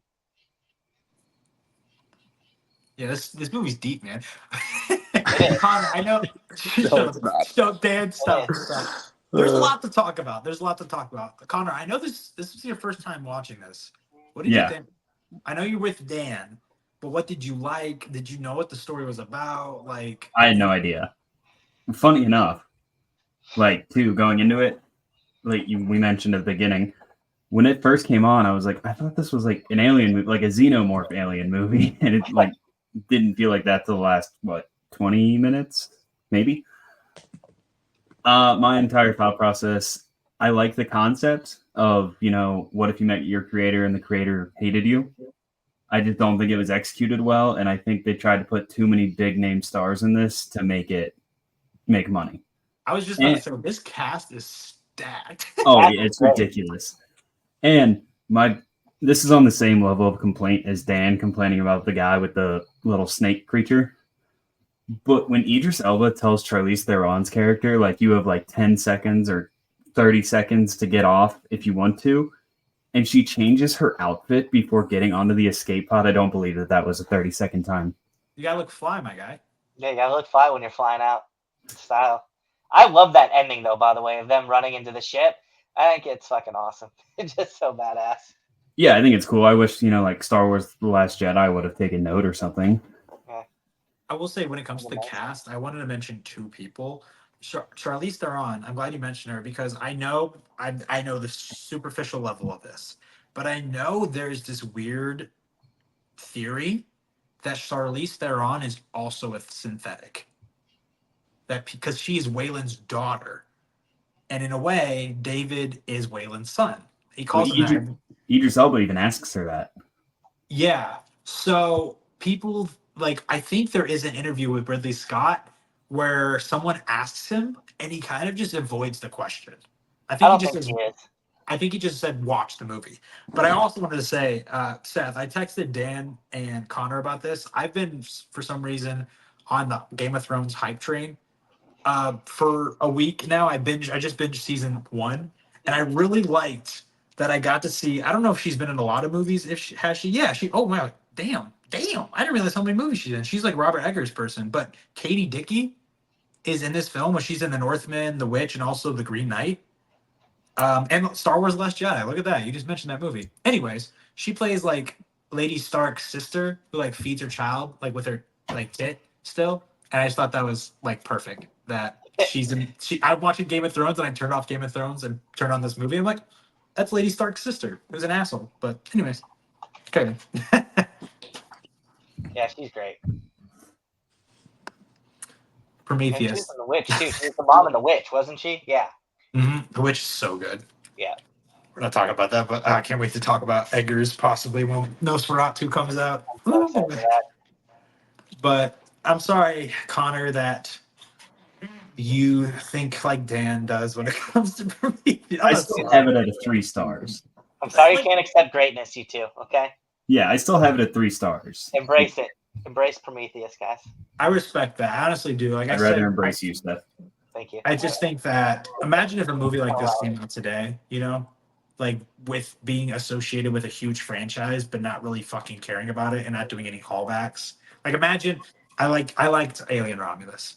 Imagine if Alien Romulus was like this and people said it was like an alien film. I don't know if people would like that or hate it. People did not necessarily dig this when it came out in 2012 because of that reason, I think, because there wasn't enough Alien. And obviously we see that in Alien Covenant because it's just alien overload. But, yeah, I mean, I just think the problem with Prometheus is the movie that, I think some people feel is pretty pretentious because it thinks it's, it has philosophical ideas, but none of the philosophical ideas are, really that well fleshed out. They're all just kind of, stated. They're just, very, very surface level, and I think when movies act like that and then just kind of leave, gaping holes in the narrative and don't answer questions and, it just feels unsatisfying and it's taking itself too seriously. So I think that's the problem some people have with it, but it does look good.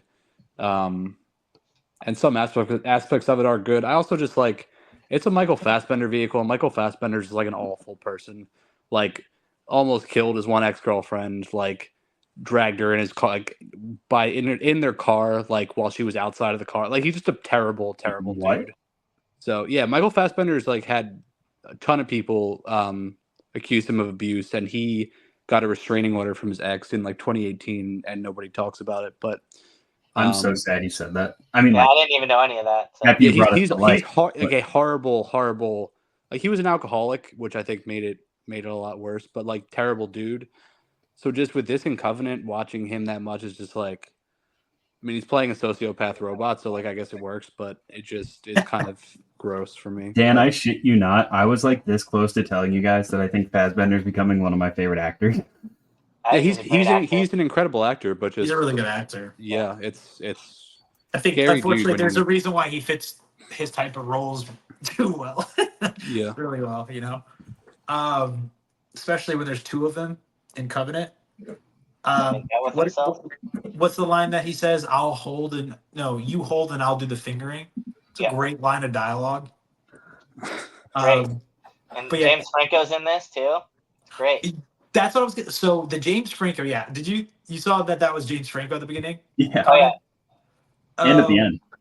the same thing with Guy Pearce in the TED Talk. There is like a scene that I think got released before this where you actually see the crew interacting before they went into hypersleep. And you get to see James Franco actually conversating with everyone. It's kind of funny that him and both Danny McBride are in this because I feel like they've in a bunch of comedies together. But I will say I'm very conflicted. I liked this a lot more watching this the second time. On this rewatch, I will say. I watched it this morning from like 7 a.m. to 9 a.m. I woke up and I said, I gotta get Covenant done. I don't know. I think the ending, the beginning goes really hard. Like yeah, this is the most gruesome Alien film, especially the thing coming out of the dude's back is the most brutal any of these movies have done. That's more brutal than the chest burster, I think. Like that was rough to watch, and the CGI looks really good. But then at the same time, literally at the same time, you have this like snake-like, not snake-like, because it does eventually turn into a normal looking xenomorph. But you have another person at the exact same time who's just struggling outside of that ship when they land on this planet, and the CGI looks great there too. And that thing just comes flooding out of his mouth, and then the whole fucking ship explodes, and this person just starts walking out on fire.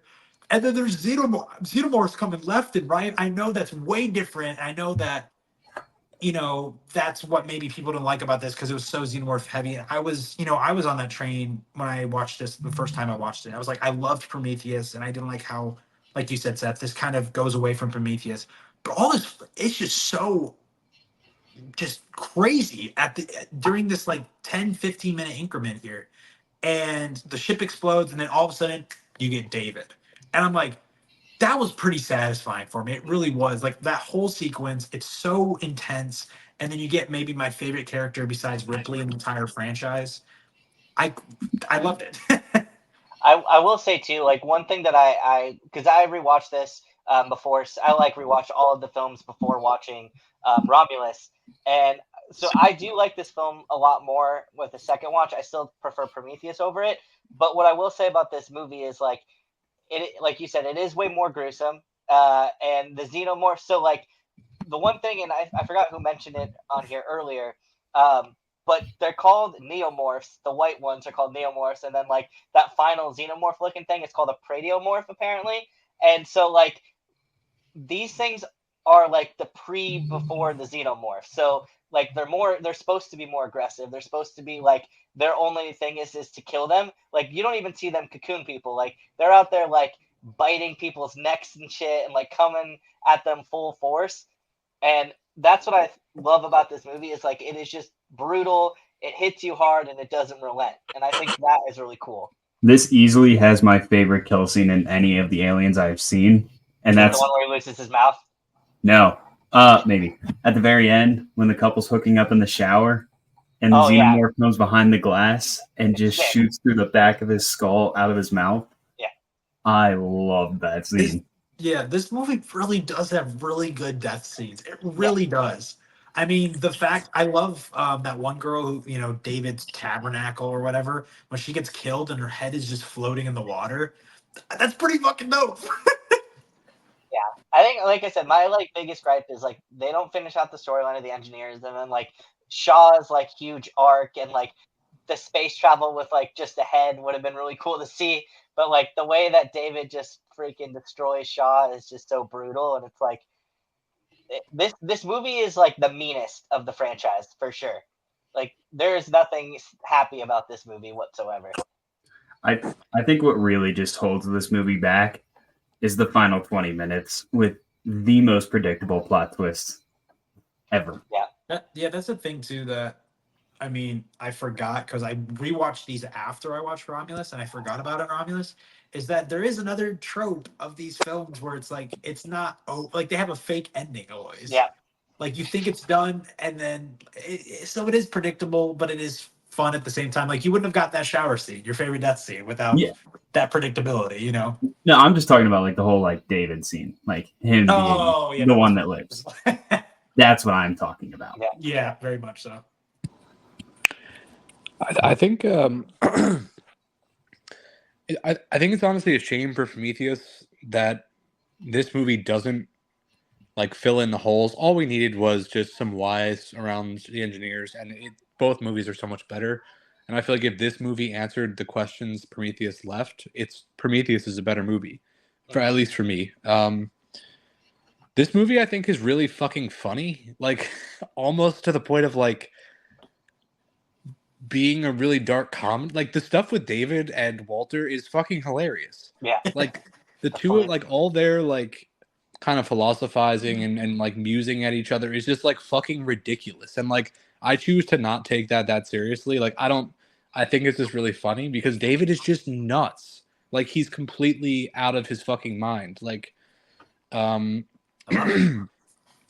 a lot of that stuff I just think I think the movie in general is really funny, and like Danny McBride being there, like it's it's kind of a ridiculous movie, and they just all get absolutely trashed. But the movie looks really good. Like I like the planet. The other thing, and maybe one of you guys can explain this to me. This planet was the engineers' home planet. Yes. I did a lot of research. This was their home planet. The engineers that were living there were like a little smaller and a little more humanoid. The engineers that were on that outpost, that's the only other like documented place that they were. This was their home world. So when it gets wiped out, that's like the end of them. Because my question is, were there no other outposts? Because the plan to destroy Earth wouldn't have just originated at this outpost with a few of them, right? Like that would have come from another place. That order would have come from like some type of government or organization. And when things went badly there, some other engineers would have realized something happened, right? Wouldn't they have gone to investigate it? And B, would they not have just continued the plan from another facility or from another group of engineers? Like, it just doesn't really make sense. Like they all went radio silent and no one checked on them from this race of gods. Maybe that's the third movie. Yeah. The third movie that we both would get. I don't know. Yeah, I don't know. That didn't quite make sense to me. But this movie just, and I almost feel like, Seth, you said maybe we will get a third movie now. It could really end up being like a Rise of Skywalker type situation, right? Because this is a fucking disjointed ass trilogy. And like, if this is The Last Jedi, like, if a movie comes along and tries to undo all that and revert, like, I don't know. It just could be a mess. It might be better to leave it, but I also like don't know how like Ridley's gonna do it because like with Alien, the alien spaceship is there. They no longer have that alien spaceship, like the giant U-shaped looking thing. And like unless David goes back to the planet where they were like creating the weapon, and that's where they end up on in the opening sequence of Alien when they land on the planet, I don't know how that's gonna like tie into, or how they're gonna tie that into it. For me, I mean, I feel like a lot of people are curious about, the space jockey and how it got on a planet, whatever. I can't remember the digits.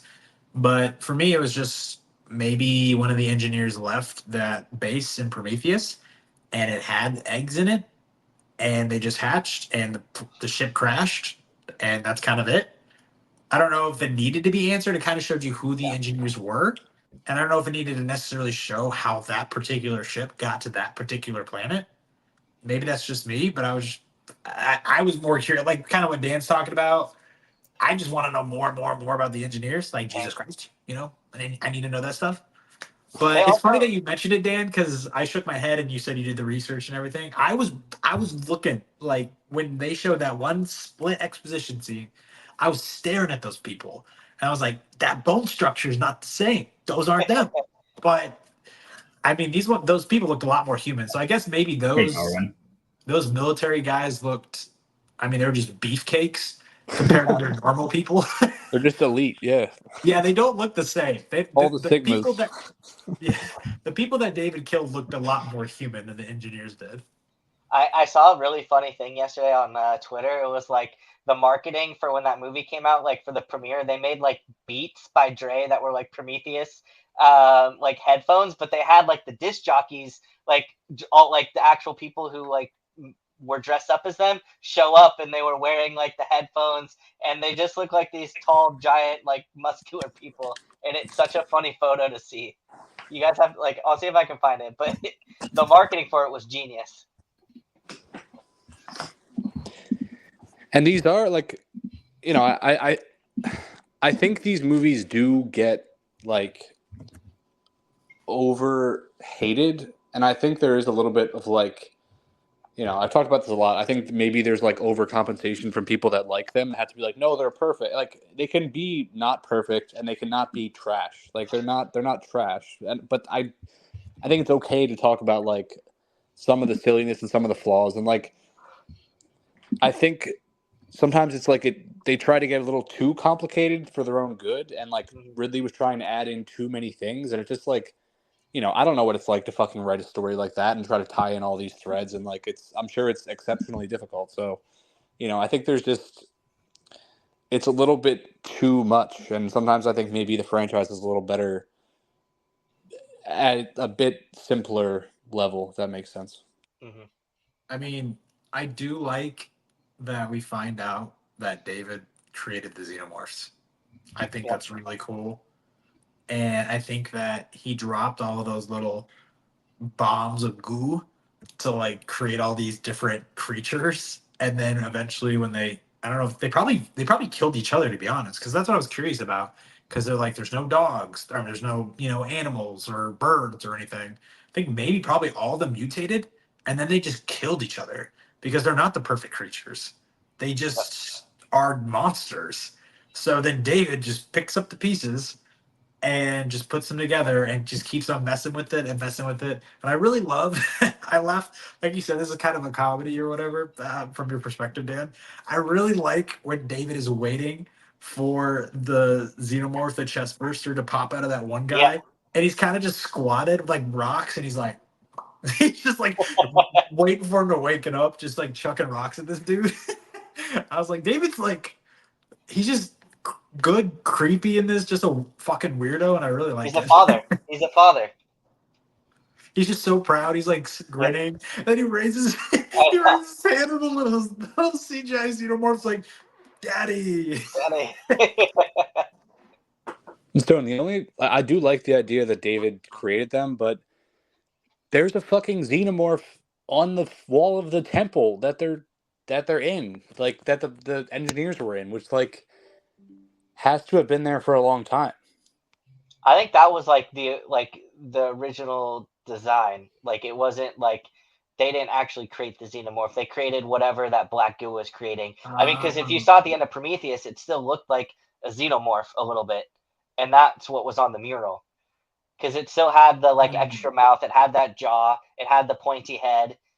It just wasn't like fully formed into a xenomorph yet.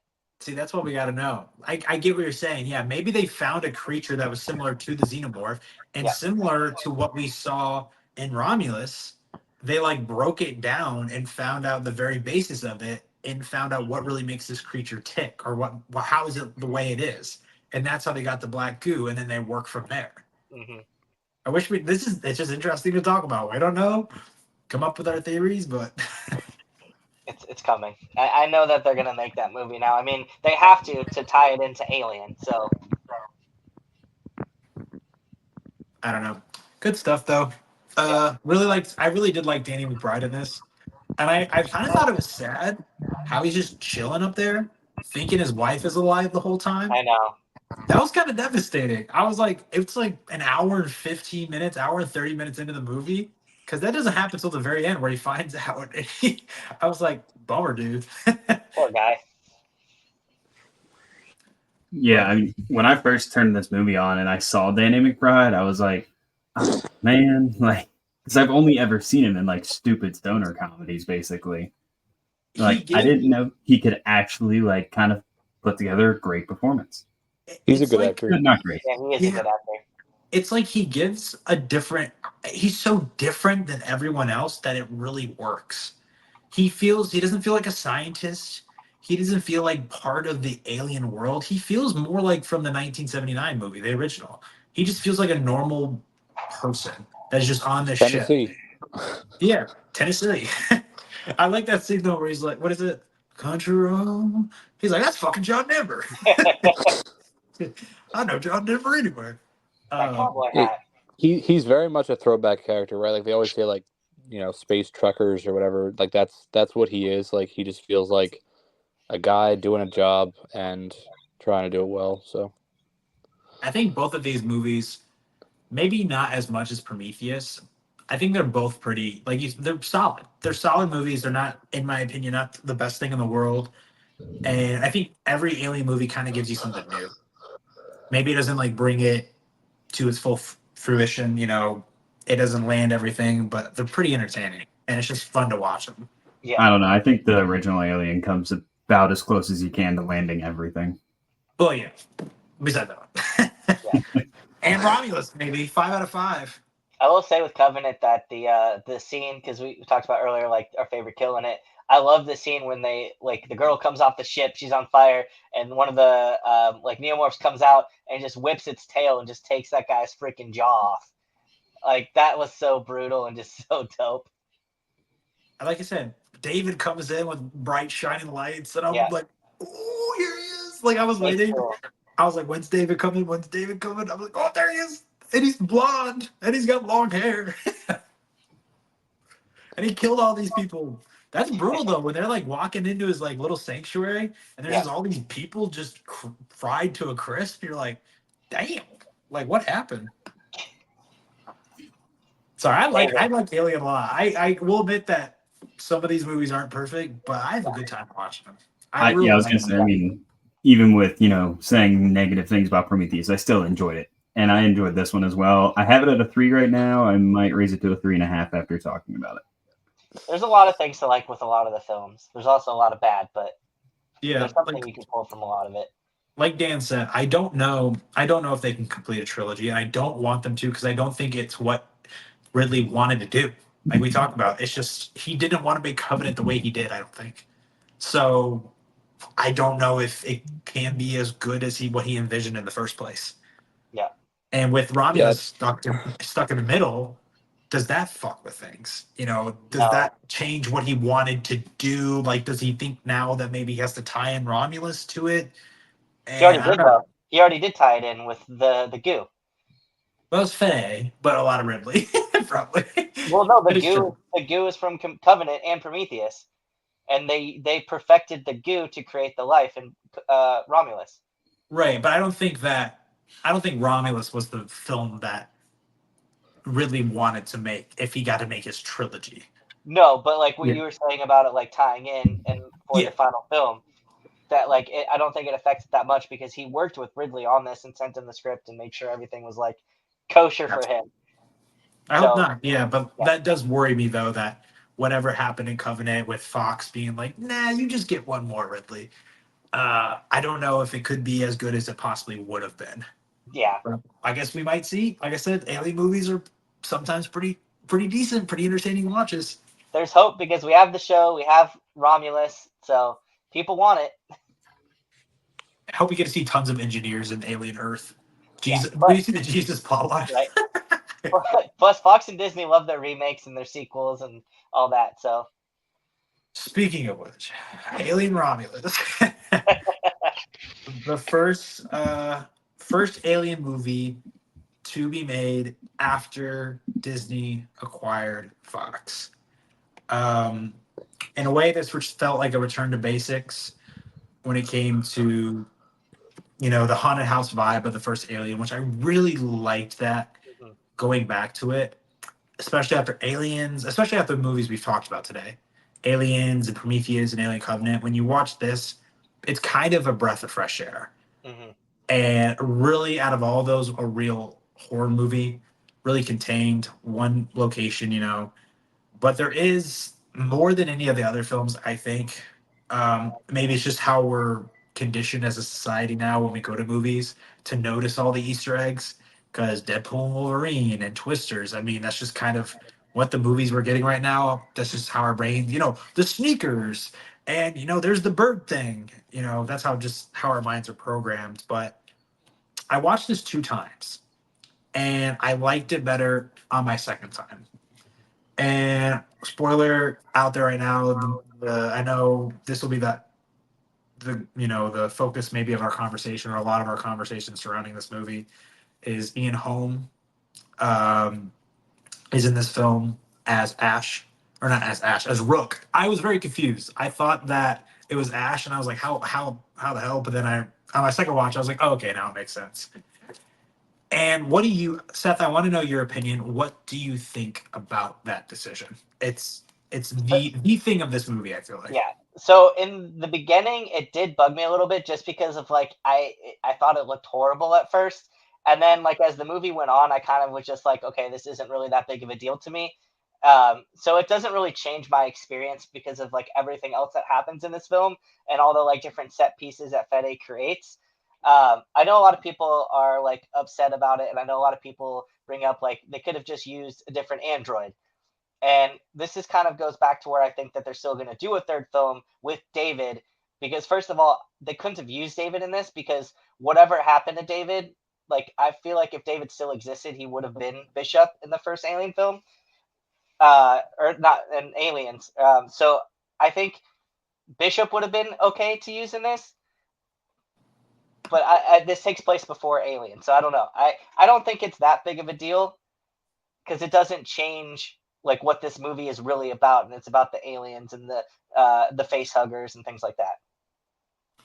I guess I do like hearing that they checked with his wife and his estate, Yeah, and she was really okay with this happening. It is a very interesting, ethical dilemma. When yeah, I think maybe the first time this really happened was with Rogue One, hmm which is kind of similar with Grandmaster Tarkin. Um, but I guess the big issue is that they didn't have to do it. yeah. That is where people are like, okay, if the wife's comfortable with it, if she thinks this is what he would have wanted, that's cool. But it is a distraction, and It it's is just at like an times. unnecessary distraction. And I get what you're saying about how it could have been David, like where this takes place in the timeline is you got David and you got Ash, those types of synthetics, those versions of the synthetics. But then you also have Andy. So I feel like you could just create another actor as another synthetic, and then Yeah. that's and maybe if you got a really good actor, then that's someone you can use in further installments of the franchise. The But other, unfortunately, you use Ian Holm, and I feel like it was a missed opportunity not only for a non-distraction, but also the fact that you could have just had another actor attached, a living actor attached to your franchise that you could use in the future. I think another thing too is like, Alien obviously takes place a few years prior. I don't know how many years, I can't remember, but like it kind of makes sense for a version of Ash to still exist, because they probably had multiple versions of that synthetic, and this one was just so happened to be on the space station. Because when Aliens happens, Bishop comes into play, and he's like, "Oh yeah, they discontinued that model. I'm the new like improved model." So in a way, it kind of fits in that realm because it's like Bishop's model doesn't exist yet. They still have the like model where they just want to destroy everything and create the xenomorph. Yeah, and I would say, Stone, I think the supreme stupidity from like a storytelling standpoint is, why would there be more than one version of Ash? The entire point of Ash existing in Alien is they don't know he's a fucking synthetic, but there are other synthetics in the world that are established that look exactly like him, but no one there has any awareness that that's a thing. That's just dumb, in my opinion. And also, like you I said, it didn't should even have been think another. about that. I've never thought about that. It's ridiculous. Like the entire point of Ash is they don't know he's a synthetic, but there are other, like, that's like the default synthetic skin. So But like, they don't, but Waylon does. right, but I'm just saying I think it's stupid if that's like a default synthetic that no one there has any knowledge of that. I think that would be silly. But also, like you said, Stone, it's taking a job away from an actor, right? And this is the problem, because the more you do this, and the more it becomes acceptable, using the likeness of people that don't exist, you don't have to pay, the more it's going to happen, and the more comfortable people get with it, and the more they don't talk about it, the more it's going to happen. And like, I think people's voices and people's faces, like, and I'm not like some kind of AI is going to end the world person. Like, fucking Late Night with the Devil. Like, I, I wasn't going to throw that movie out over that. But like, with actors, right, with people's likeness and voice, I just think you have to really protect it, because these people want to save money. Like, these companies want to save money, and that's what it is. And at the same time, it's like, it's a free callback to the old movies, which I guess some people enjoy, and it triggers that thing in your brain where you're like, oh, that's the guy from the movie, and it's like, okay, but you don't need to do that. Like, let somebody else act, let somebody else give a good performance, and maybe you have like a new synthetic in the future that can pop back up. That could be cool. Like, I just didn't understand it, and it, like, I, at the same time, you're using him to just like literally just fucking dump exposition, and it's just like, come on, this is the laziest shit to me. So it was the combination of like him being there and the way he was used, literally just as a like jukebox to say this is what's happening in the story, like just no for me. So I think real quick too, and I'm sorry for interrupting, but I think too real quick, what they could have done is casted an actor to play Rook that looks similar to Ash, kind of like what they did with Doctor Sleep, because they recasted Jack Nicholson's character, yeah. and like they could have gone that route at least. Connor, did you read my review for this? Because I know you read my reviews from time to time. I did not. I want to talk about this, this is insane. This is what I wanted to talk to you guys about. This whole episode is I brought my wife to this movie the second time I watched it, and I also brought my brother-in-law. Mm-hmm. And my brother in Michigan also brought a friend with him to see the movie. None of those three people are fans of the franchise. None of those people knew that Ian Holm is dead.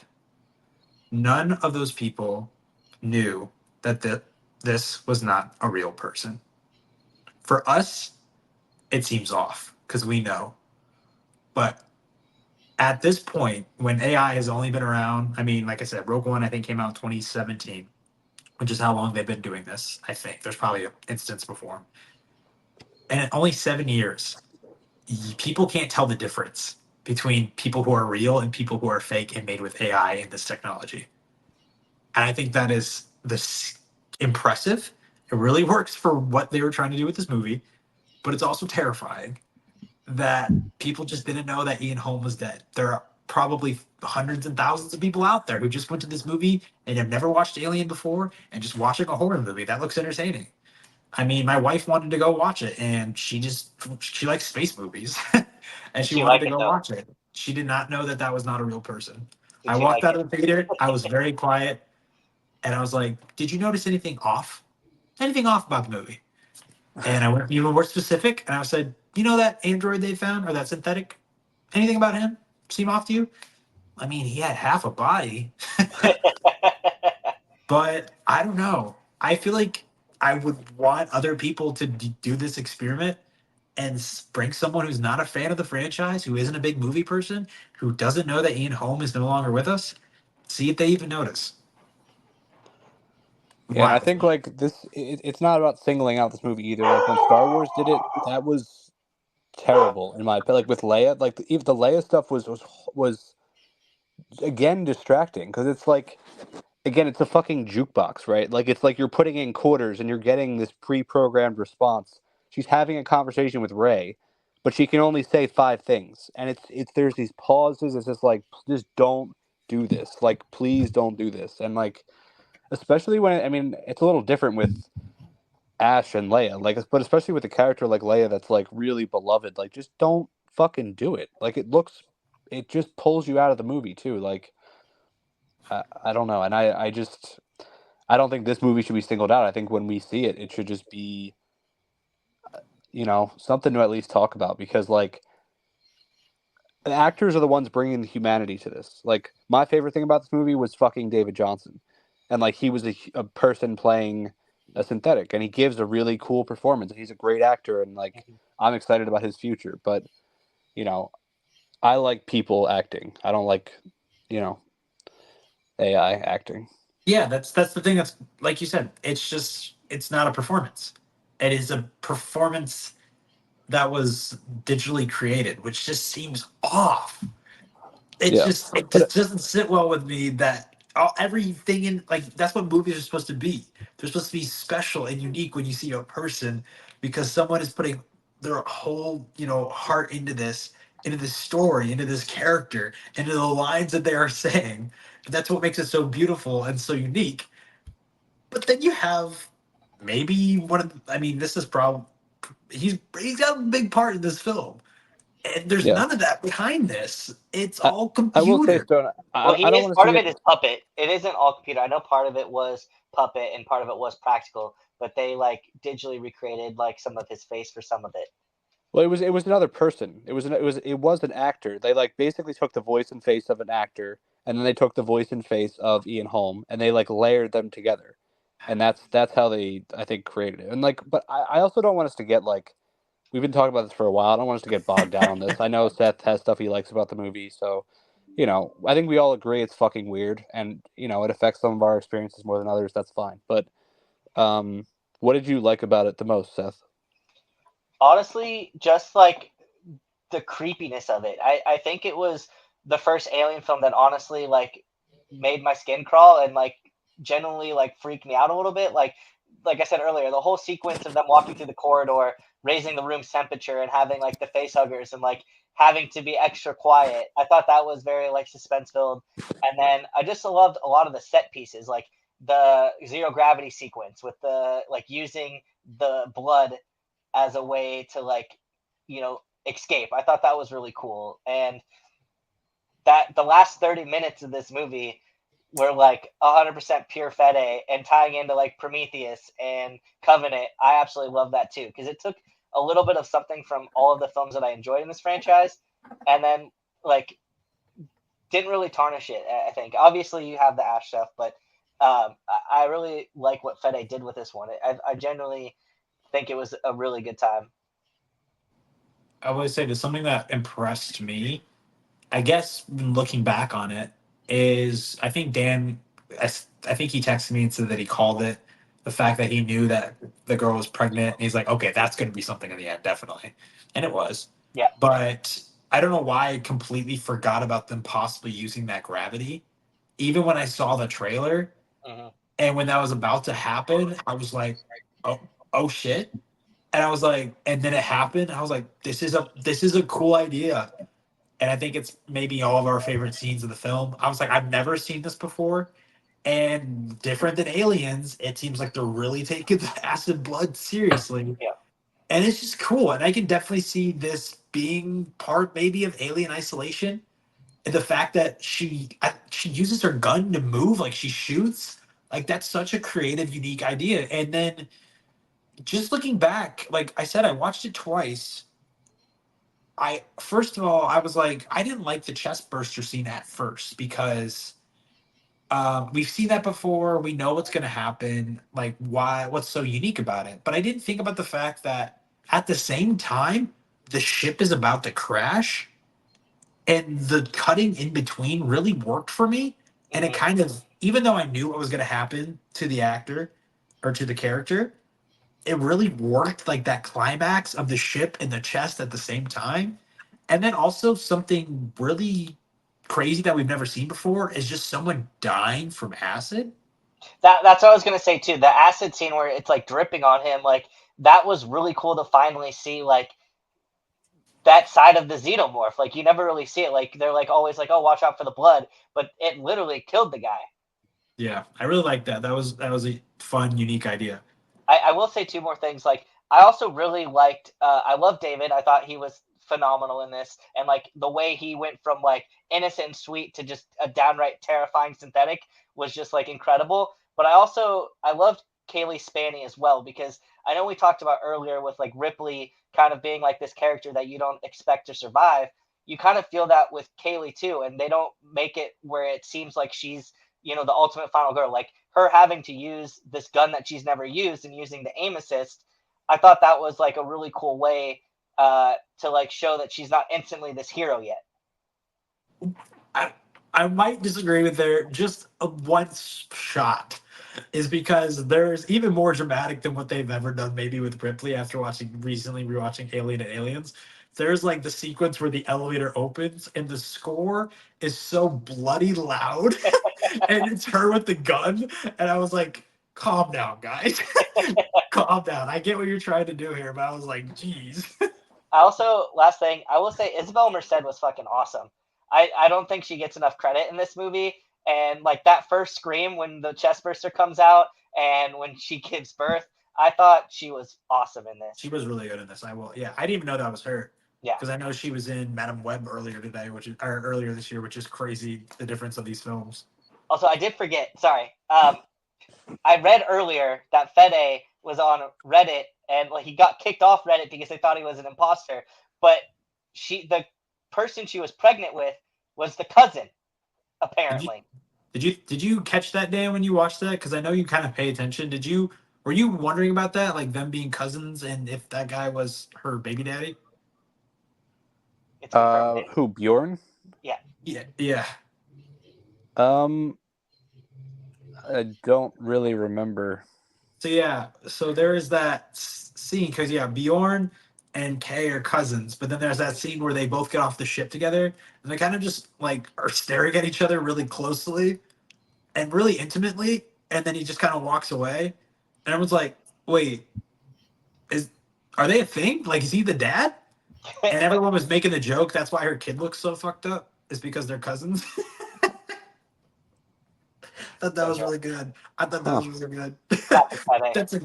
know why they made that choice, but that was a choice. That's a choice. Yeah. Choice. Got to get those connections in somehow, right? That was kind of funny though. I gotta admit. I mean, I enjoy it. I think all the sequences are really entertaining. I saw everyone. It's really funny because even when I watched it the first time, our end guy, the child, the offspring is what they call him. Great name actually for like a monster. But I thought of that one basketball player because I knew it. I saw that part of the end sequence was practical. I was like, that is a person, and the only person that I could think of that looked like that was the basketball player's name. Is it on here yet? Robert Bober. Yeah. That's kind of cool that they're just like, we need someone and use their talent. It reminds me of George Miller using that really small actor who, just has an abnormality in his growth. Just using people, giving them a job, using their, who they are in a way that will bring entertainment to everyone. And they're really okay with it and they love doing it. I think that was really cool. Yeah, that was cool. I wish, that's, I would have rather gotten more of that movie. Like, I feel like a lot of it was just like showing you stuff that you remember from the first two movies. And then at the end, Fede was like, here's my scene. But I would have liked it to get a little bit weirder throughout. And to me, like, Kaylee Spaney, like, I think she's a good actor. This performance, like, almost put me to sleep. Like, I didn't get much from the character. And I said in my video, like, the whole making her named Rain and she's just like an orphan on this planet, like, a little too close to Ray for me. I don't know. I just didn't. A lot of her just seemed kind of like confused and like upset and scared, and like there wasn't really much else. And the stuff with Andy, like, she's kind of watching them be incredibly cruel to him and like physically abusive, and it's not even really registering to her in scenes. And I wish they made, like, I don't believe that dynamic at all. And I wish they made her like aggressive when she saw that happening, or like actually have a reaction, so I felt like they cared. And I guess you're supposed to understand, like, he is non-human, but it's also, he is her brother. Like, that's how it's being sold to us to make us care. So like, I would have liked to have seen her care a bit more. I thought that was pretty. in the sequence on the ship when they were like doing it through the monitor.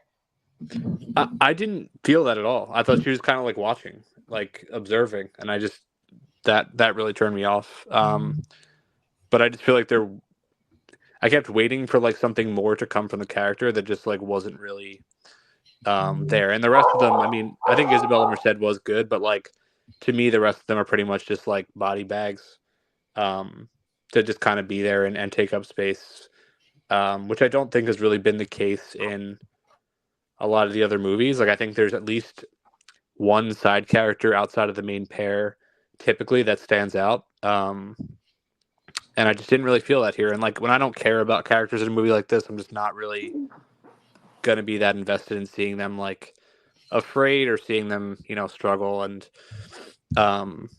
even stuff like the hallway scene you mentioned, Seth, like they set the temperature of a room and then they're opening doors, which immediately changes the temperature of that room.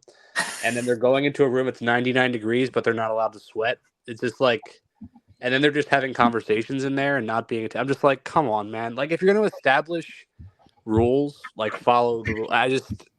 Stuff like that. I just kind of pulls me out. But I don't know.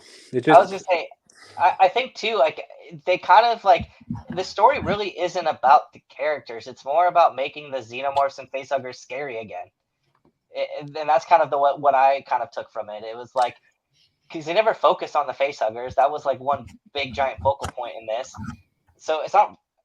I don't know. That's kind of how I see it. Is like it's not really about these characters. It's more about making aliens scary again. yeah, and that's where I think you and I are different because to me it's only scary again if I care about human beings. Like I don't care. Like they're not scary to me. Like just in a vacuum.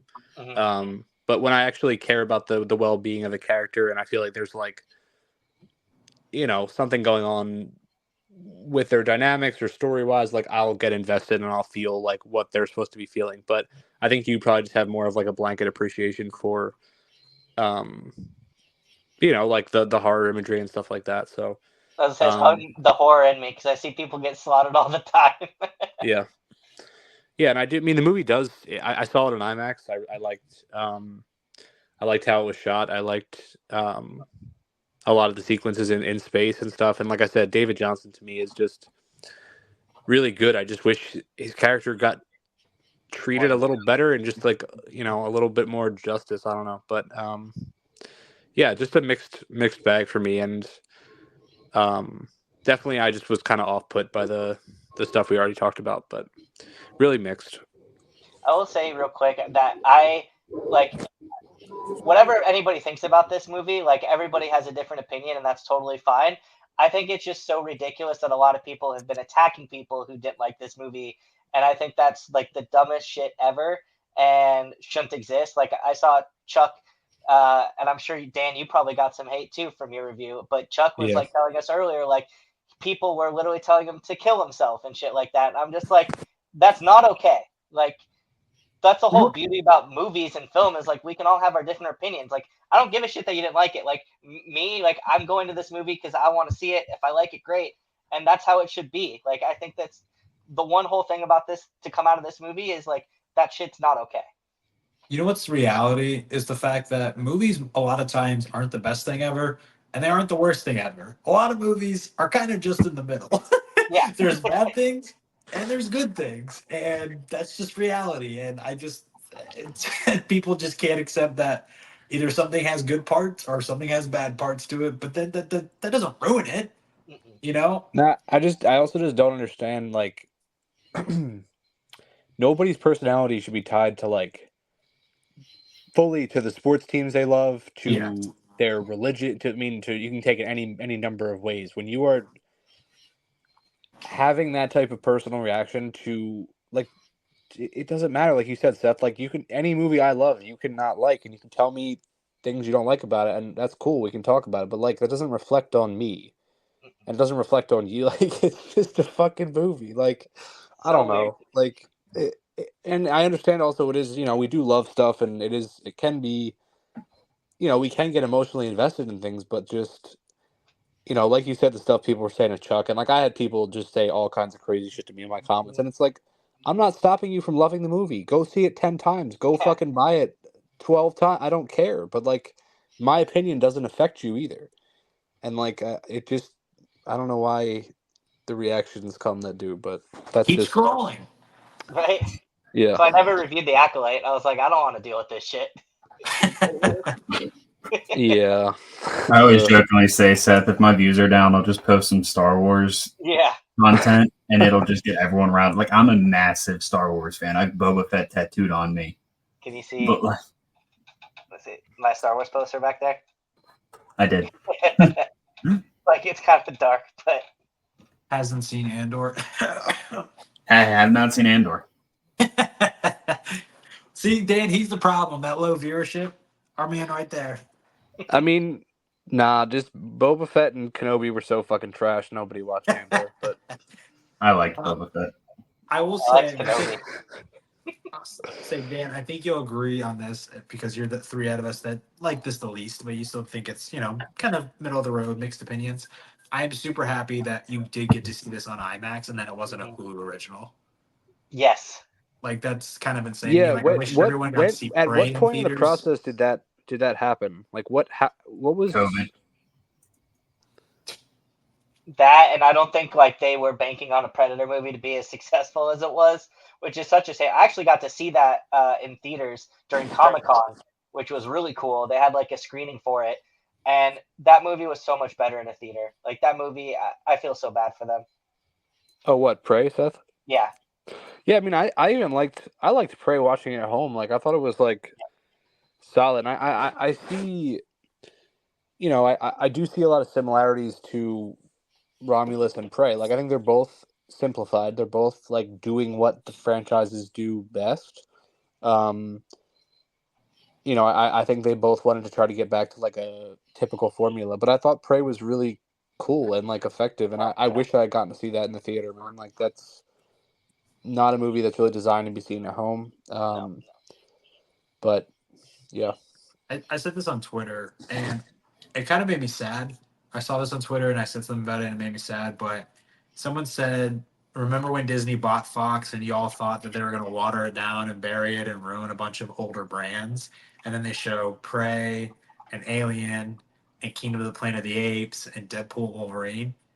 And I get what they're saying, but just seeing those pictures all together, it kind of make me sad about Disney buying Fox because that's a studio that will never get an original film from ever again. It's more of just franchise cities and seeing what we can use out of the properties that we now have rather than something really making, another studio making something original themselves. I don't know, maybe kind of emotional. I was like, well, that's a bummer. It is. I also think too, I mean, Hulu and like Disney and all that, like they've been putting a lot of like their movies straight to the platform. Like No One Will Save You, the one with I can't think Devers. Yeah, Caitlin Devers. Yeah, Caitlin Devers. That should have been in theaters too.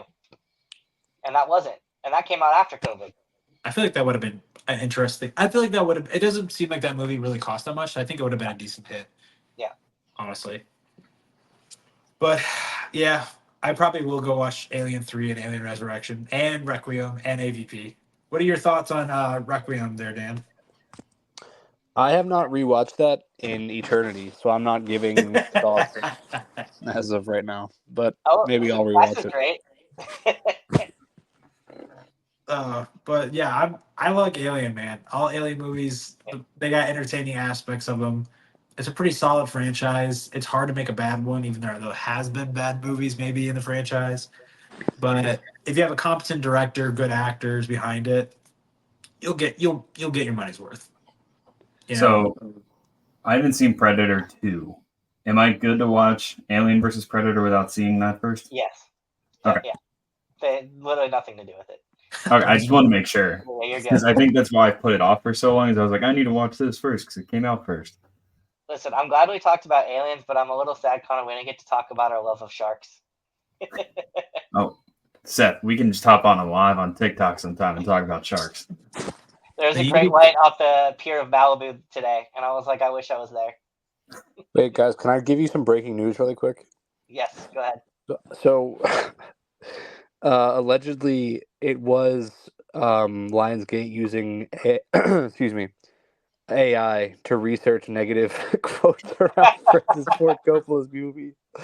That is so fucking crazy. I'm sorry, but you guys have to look into that after this. Allegedly, that's breaking. But Oh my. Oh yeah, gosh, that's too how do these good. people have jobs, man? Like, how do these people have jobs? Do a half hour of research. Like, oh my god. And what's funny is some of those people they pulled, like, they actually had reviews where they didn't like the movies. They could have just Yeah. done that exact thing and done 10 minutes of research and just pulled real quotes. Like, it's. I'm sorry. Like I was saying before we jumped on, Lionsgate's kind of struggling a little bit. Yeah.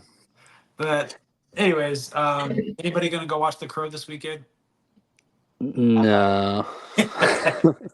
I've never watched the original, so I'm really pumped. I think I'm gonna Oh, watch it sweet. tomorrow, It's great. and I Yeah. probably will watch the remake right back to back. So we'll see how that goes. Wait, really quick, so before we're done, Yeah. do you guys want to go through how you rank these? Oh man, that's tough. I'm not gonna lie. Aliens and Alien Covenant and Prometheus and Alien Romulus are pretty close. But Seth, you just came out with your ranking, so you can go Yeah. first if you want. So last place, Requiem. I got Resurrection after that. Alien 3. Covenant. At 5, I got Alien vs. Predator because I think that movie's just so fun. And then 4, I have Prometheus. 3, I have Aliens. 2, I have Alien. And then right now, like I said, I think it might be recency bias, but I have Romulus as my number 1. But that's probably going to swap between Alien. But right now, Romulus.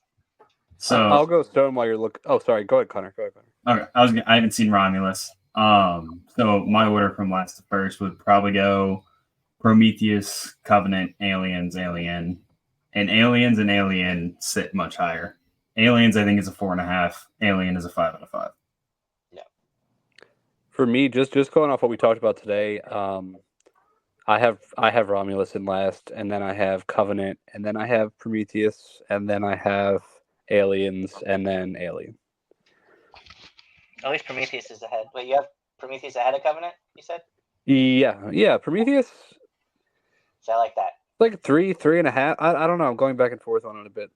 Listen, if you hate Romulus, I'll take that at least. I don't hate it. From worst to best, I'll go, and it's not worst. Worst being a good movie that I like and is entertaining. I will go. This is the only difference that I had originally after doing these rewatches. I'll go Romulus, and I'm gonna switch. I'll go Romulus, Prometheus, Covenant, Aliens. Damn. Aliens. Like I said, I like how brutal Covenant is. I really like how fucked up it is. And What'd you rate it, Stone? I probably will rate it a 3.5, and then I'll rate Prometheus a 3. Okay. Yeah, like I said, it's the most brutal, and there's a lot of David, and I like me some David.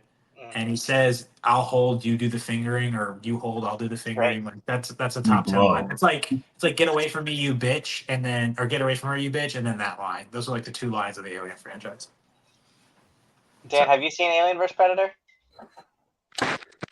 Yeah, I kind of agree with you. I think Alien vs. Predator is like stupid, entertaining, like fun. I don't despise it. I think it's fine. Yeah, it's fun just seeing a predator grab an alien by its tail and just throw it through a brick wall. I'm curious though. We were talking about like the next series or entry in this franchise. Fetty's like, "I'll direct half of Alien versus Predator, and my buddy who did Prey can do the other half." I'm like, that I would see that. That would be actually really cool. I saw them talking about that. Dan Trachtenberg and him doing Alien vs. Predator movie. Kind of cool. like I think I talked to you about this on Twitter, Seth, but the fact that they're doing it, like, obviously movies for these studios are all about money. Yeah. What's gonna make money? And the fact that they're doing a Transformers G.I. Joe movie, we'll see how much that makes, and maybe they'll, greenlit Alien versus Predator. I mean, it's kind of like Deadpool and Wolverine. Just take 2 franchises, mash them together. People will probably go and see it. Yeah. Can we get Alien and Predator versus Transformers and G.I. Joe? That comes later. Oh, I wish. It's The like that crossover Men in everybody Black. needs. It's like that Men in Black 21 Jump Street movie that we never got. Yeah, it never happened. Yeah. Just have Somebody- Richard Linklater make the 4th installment to the Before series, and they are going to fight Predator in this next one. Oh yeah, I like that. Jeez. Let's get real out there. Their relationship got crazy there at the end.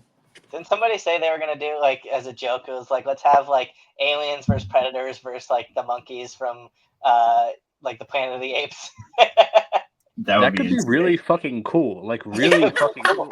Honestly, Yeah. like no, dead ass. The end of the last movie was them like thinking about going into space, right? Like why not? Like, like why not? Right? It'd be kind of Seriously. cool.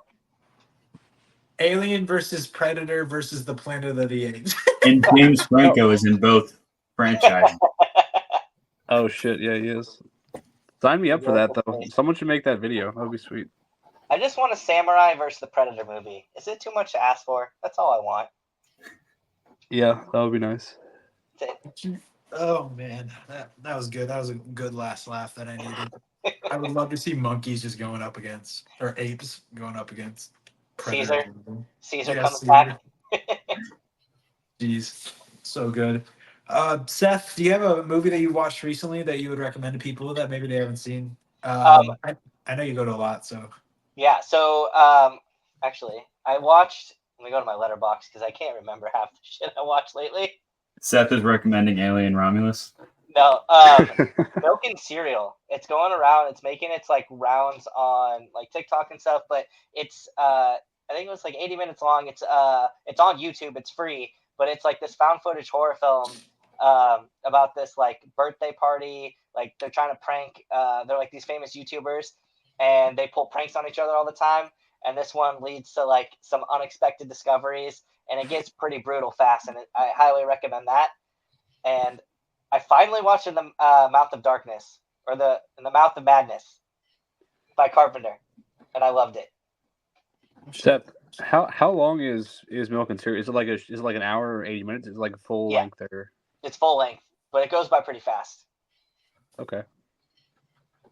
It's worth a watch. It's pretty cool. It's crazy because he made it with like zero budget. Like he just did the whole thing with his family, and it's actually really good.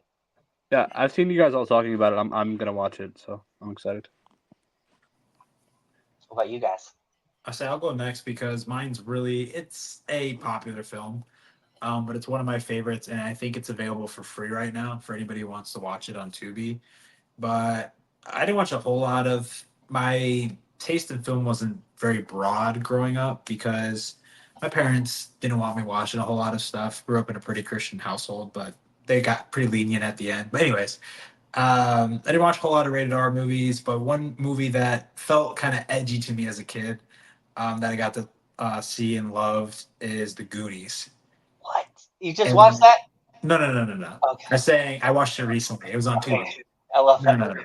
So, I mean, just watching that now from the perspective of actually looking at it as a film, it's pretty incredible. Just the story of these kids trying to save their home. It's really Indiana Jones for children, but they're like children who are kind of like, I don't know, raunchy in a way. And all the actors are all the kid actors are so good in this. And it's no surprise that a lot of them, I mean, you have Ke-Huy Quan and then you have Sean Astin, which I just saw something that was crazy that I think he went to the Democratic convention and he was on stage. And for some reason, they referred to him as Bob from Stranger Things rather than Samwise from Lord of the Rings. Or even, I feel like he's more popular in The Goonies, but whatever. But yeah, The Goonies is one of my favorite films ever. I think it's just such an enjoyable watch. And it's a fun adventure. I mean, probably everybody who's listening has, seen it. But like I said, it's free right now on Tubi. I just think you can show it to anybody, and they've had a really good time with it. I second that. I'm going to be with you, Stone. I'm going to pick like a more popular movie because I just had a hellish week having got to watch a lot. And it also is a perfect callback to this episode about saying we can disagree on movies and have an adult conversation and be friends, because I know Dan is not a fan of this movie. And that's going to be Manchester by Sea. I love that movie. And I just rewatched it for maybe the third time ever. And every time that movie makes me so emotional. I absolutely adore it. And Casey Affleck is unbelievable in it. And I want to do a full episode. Well, not like just on that, but I want that to be one of the movies we talk about in an episode, so Dan and I can talk about it. Yeah, that would be a good conversation. I still haven't seen it. I would love to hear your opinion. Heavy. It's heavy. Yeah, you'll either think it's really slow and boring, or you'll be like hooked by it and you'll enjoy it. But that's a good pick. Everyone should probably watch it at least once. I just talked about the movie today, but Krisha, have any of you guys seen it? No. It's Trey Edward Schultz's directorial debut from 2015. He made it for he did a Kickstarter to raise $10K to make it, and he got like 14. And I think he was able to double that from somewhere else, but basically made it with his family at his parents' house, and his aunt is basically the star, and he's in it. And it's just about his aunt her name's Krisha Fairchild, the actor, and that's the name of the character. She was like a alcoholic and drug addict who abandoned. Trey plays her son in it, and she abandoned him, and he was raised by her sister, and she kind of has a different dynamic with everyone in the family, and then this Thanksgiving meal is kind of her coming back into the fold, and you basically just follow that. It's only 80 minutes long, and you see kind of how she interacts with everyone. And it's really, it's kind of shot like a horror movie. It's really unsettling. The score is really, really, it's just a kind of upsetting movie, and it uses visuals that kind of throw you off, and she's a really unsettling character, and at the same time it's interesting family drama, and deals with addiction and all that. So it's a cool watch. It's I think you have to rent it, but it's on Prime Video and Apple TV, and it's worth Cool. checking out. And he shot it really well for again, no money, like you said, with Milk and Cereal, Seth. So it's cool to see. It looks like. Did you watch the short film? No, I just saw the longer one. Yeah, so it looks like he made it originally as a short film back the year before it came out, and I guess whoever he showed it to liked it, so he was able to make the full thing. But it's titled the same thing. Do you like It Comes at Night, Seth, or no? I think it's all right. Yeah, same. I think it's solid, not great, not the worst, but it looks like his next project, Dan, is kind of wild. Yes. With The Weeknd and Jenna Ortega and Barry Keoghan. Yeah. Yeah. Maybe because wait. This is the Misery remake. Is it? Yes, this is the remake of Misery. That's what that is. Oh, it just okay. Yeah. On Letterboxd, it just says untitled Edward Schultz project. That's really okay. It's like a reimagining of Misery, I believe. I think okay. Misery doesn't have to do with music, does it? No. No. He's an author. Because The Weeknd's not only in this, but also this country artist named Gabby Barrett, who doesn't act. So maybe that's his interesting twist that he's taking on it. And Charlie D'Amelio is really randomly in this. Oh, wow. So, yeah, that'll be interesting whenever it comes out. Yeah. I feel like M. Night should have given us a warning sign about using singers that can't act in movies, but I still need a C-Trap. I did finally watch Challengers the other day. And I didn't like it. Wow. Thank you. God, Seth. What? I know. I didn't like it. I feel like I would have liked it if I saw it in theaters, but I just it's literally just how can we make tennis sexy, and then let's play the same dubstep song, get you pumped up multiple times in a row. I just was like, and it feels like one giant ad for 10 different products. Yeah. I just that's what makes it so good. Well, that's upsetting. Well, it's time to end the episode. Well, that came at the perfect time. But oh no. But Seth, thanks so much for coming on and talking to us about Alien. I was so excited for this episode and honestly didn't disappoint. Please tell everyone where to find you though. I know you got a lot of stuff going on in your life. You're always busy with everything you do. So tell them where to find you. Seth's just fantastic if anybody's listening and they don't know him. Thank you guys. I know it's a lot of emails, but you can find me at According to Seth on YouTube, TikTok, Instagram, all those. And then on X or Twitter, I still call it Twitter. It's According and then the number 2 Seth. So, and thank you guys for having me. Seriously, like this was a blast, and I love talking Alien. I love you guys, and like sorry I don't interact with you as much lately. I've been like you said, I've been all over the place. I was like the Twisters premiere, so it's like it's hard to keep up with everything. Life is slightly more important than social media, Seth. That's okay. Yeah. It's a lot. And in the And I end, we're got just this doing done. this to have fun and have good conversation, you know? Yeah. So it all works out no matter when we record, no matter when we do it. We always have a good time. But yeah, thanks everyone for listening to us today about talking about our favorite things in the world of movies. But until next time, until our next episode, please go outside, touch some grass, sit on a park bench, and we'll see you next week. Peace.